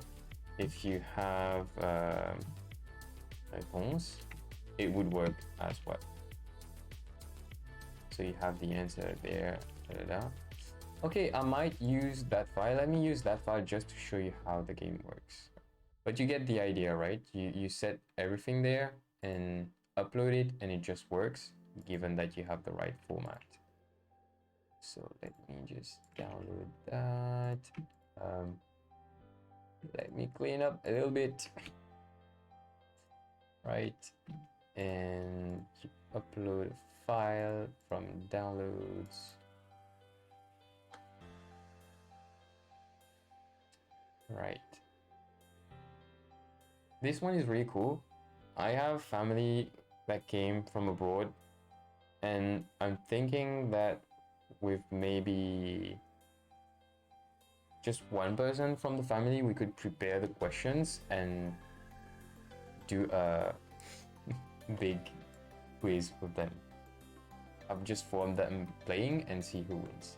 So here in that game, you have to be strategic.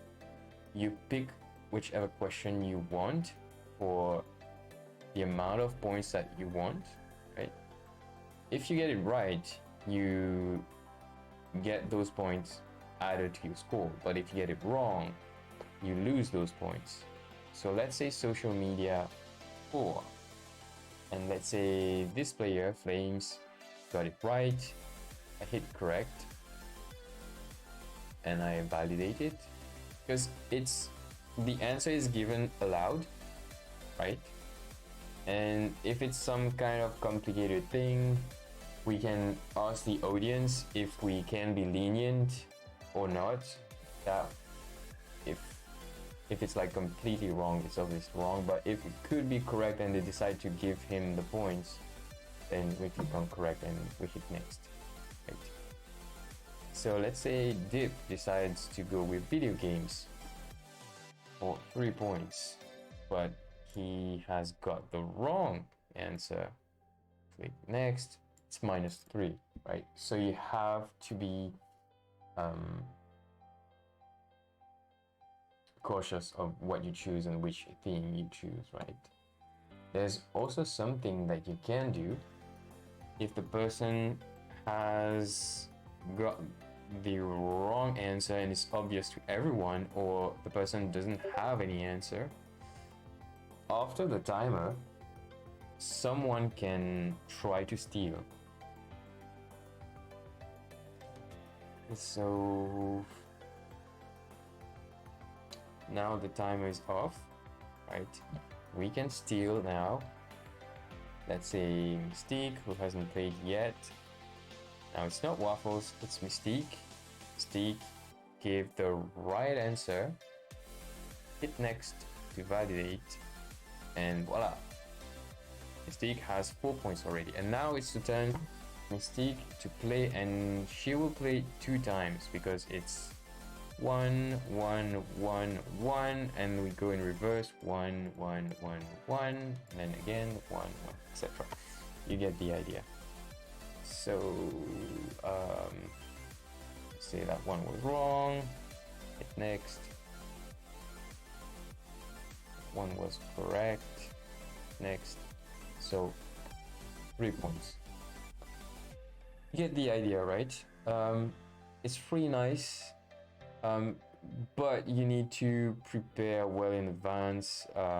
It can take around an hour to find the themes, find the questions for the themes, make sure they're balanced, well, as much as you can, right? And yeah, make sure like that one is easier than this one, than this one, than this one, etc. Also, ideally, 4 players, 5 teams, right? So each player would have his or her favorite theme, and one would be more generic, sort of balanced across all players. And there you have a really nice body. It could last 20 minutes, it could be 40-45 minutes, because there might be conversations on the topic of the question or anything like that. And all these games have potential to have their own spin-offs, if I can say it like that, like altered versions that could be used for education. Not like a full class, but at least for a refresher before starting the next lesson, that builds on top of previous knowledge, or just to have fun in class, you know, and still think about teaching material. So yeah, that's the idea. So I think we're done. Yeah, teaching material, right? The thing is, I'm sure, especially with GPT-4, we could have like the whole text for the lesson and tell GPT like, hey, this is the whole content for the lesson. Please break it down into questions suited for this game, that game, and the other game, you know? Multiple choice, or the au plus proche, you need to find a number, so that could be nice for history. And then le risque tout, it could be like towards the end of the year.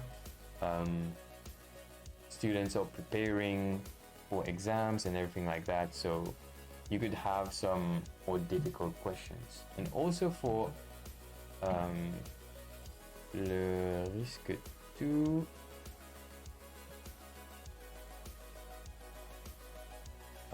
correct.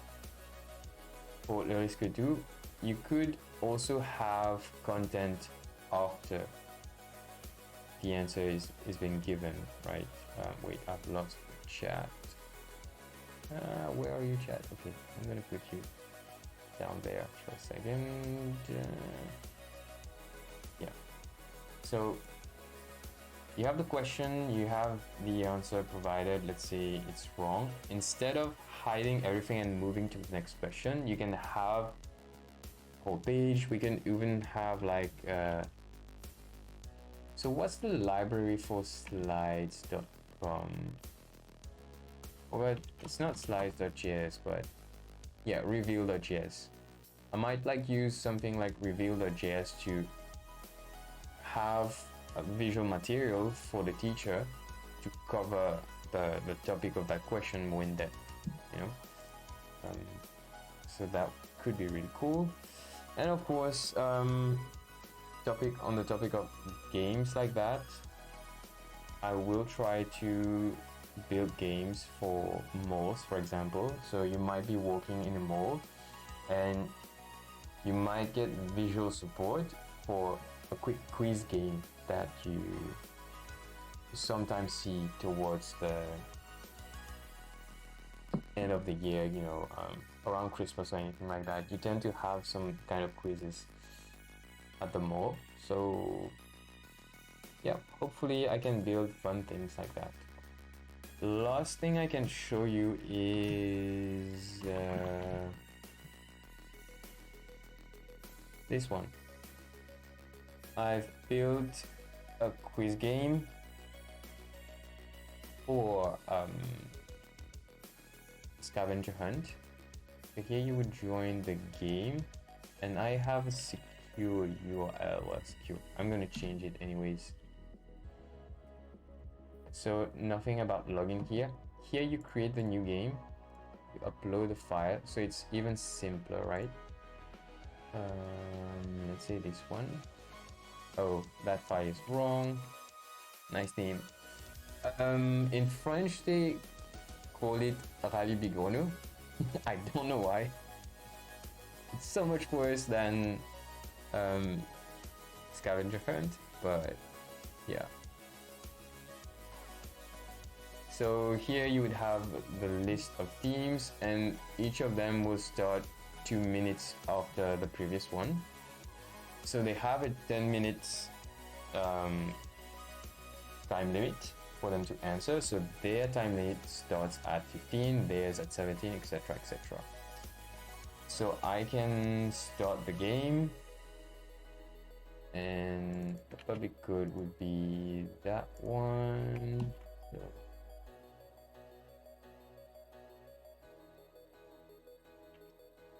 oh, they also have a team code. Yeah, my bad. Their code is this one. So they hit join. What? Okay, yeah. You also have the date set up, so I can't show you everything, but at the end of the day, you get to download the results. This one was open text, so you get a PDF with all of the answers. I can send that to the organizer. But ultimately, this quiz would be more like the pop quiz, where you have a multiple choice, and I can already send the scoring for that section of the scavenger hunt to the organizers. So that would be even better. But yep, my favorite part of this one in particular is the background, which I generated through Midjourney. Yeah, but the app is pretty nice too, you know. So yeah, I think that's about it for the things I've built this year. Self chat, I did updates, brought some updates this year. This is ugly, but I needed some navigation, and I didn't finish the update, so there are crashes. But yeah, this is more like a personal app, but people can use it. And something I realized with even index.js and locally stored data on Chrome anyways is less reliable now. IndexedDB used to be very stable, and since last year, somewhere towards the end of last year I think, or maybe was it like beginning of this year, it started getting wiped out randomly. I don't know why, at least on subchat. So, and I don't think I have a bug related to storage. So yeah, but the thing is, for me, I built this app to help me deal with anxiety. My brain was like super active, and I was a collection of worries, and I needed a way to vent, but which wouldn't be through chatting to people, bothering people about the same thing. You know, you tend to it doesn't help to keep sharing the same thing, right? So I thought that the solution would be to journal, but I was so anxious that sitting down with paper and doing a 30-minute session of journaling would be draining, so not sustainable and not a sustainable solution. And I realized I was already chatting and checking apps way too much. So I decided to just build an app and chat to myself, literally. Hence, self-chat. Yeah, so you can use text, photos, like images. You can take photos or upload images, and you can record audio. It doesn't work well, but it uses plain web technologies, so it works. If anyone is watching this and wants to help me build a better audio player and maybe a better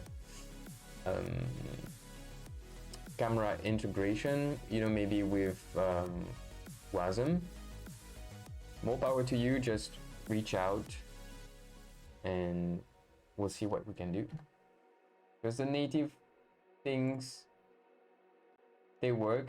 I don't know how this is going to work, by the way, but they work, but they are not great. But I'm using the mic from the stream, so I don't know. They work. I don't know how this is going to work, by the way, but They work, but they're not. Yeah, it doesn't sound great, but it works. And fun fact, this is actually stored in InexDB, like even the audio file. So maybe that's why the quality is not great as well. I don't know. I really don't know why it's that. I don't have a good. Okay, that's my background. You can use that. That's the artwork I have in the room here. And yeah. And then I started adding things like sync to Notion, but it's not a public API, it's like a private one, so it's just for me. And yeah, I had this nice thing where I would send myself notification, again still to mitigate not anxiety per se, but negative thoughts, right? But I just killed the server, I think yesterday, so I can't show you. I'm not using it anymore. Yeah, I did some cool stuff with that. Hey, I think those are all of the projects I've worked on so far this year. Pet projects. And yeah, TikTok is a poison if you want to waste your time in there. It wasn't even TikTok at the time, but it was like all sorts of apps. So this was from years ago, and then I think I restarted the project, self chat, and then I resumed the work on it, etc., etc. I was checking like all the chatting apps, and if I spend too much time on nothing, it's not TikTok for me. I think I uninstalled the app. It's just YouTube Shorts. I watch a lot of YouTube, but I tend to watch some of the shorts as well. And then 40 minutes are gone, and that's not good. But yeah, thanks a lot for joining. I had great time. I think I'm going to go. Let's see if we can raid a channel that actually writes code. Let's see what Homer Lens. Alors, attendez, je vais copier-coller. Voilà. Okay, hop this is là, French. I don't know if we have everyone speaks French here, but we have Melky. Have you heard of Melky? I've always wondered, did I make the Yeah, I mean, just look at this. This is I've been sad for so Okay, it's 2 layers of seems to be of doing some abstraction. interesting things. This is your database. So we're going to rate and him. This is your Just SQL query. Stay for a One few abstraction, and then you have your seconds, other and yeah, thanks again for joining. Very fun, yeah. Thanks to you as well. So now let's see, Melky. Thanks everyone for joining. I need to open Twitch. Twitch, Melky, and then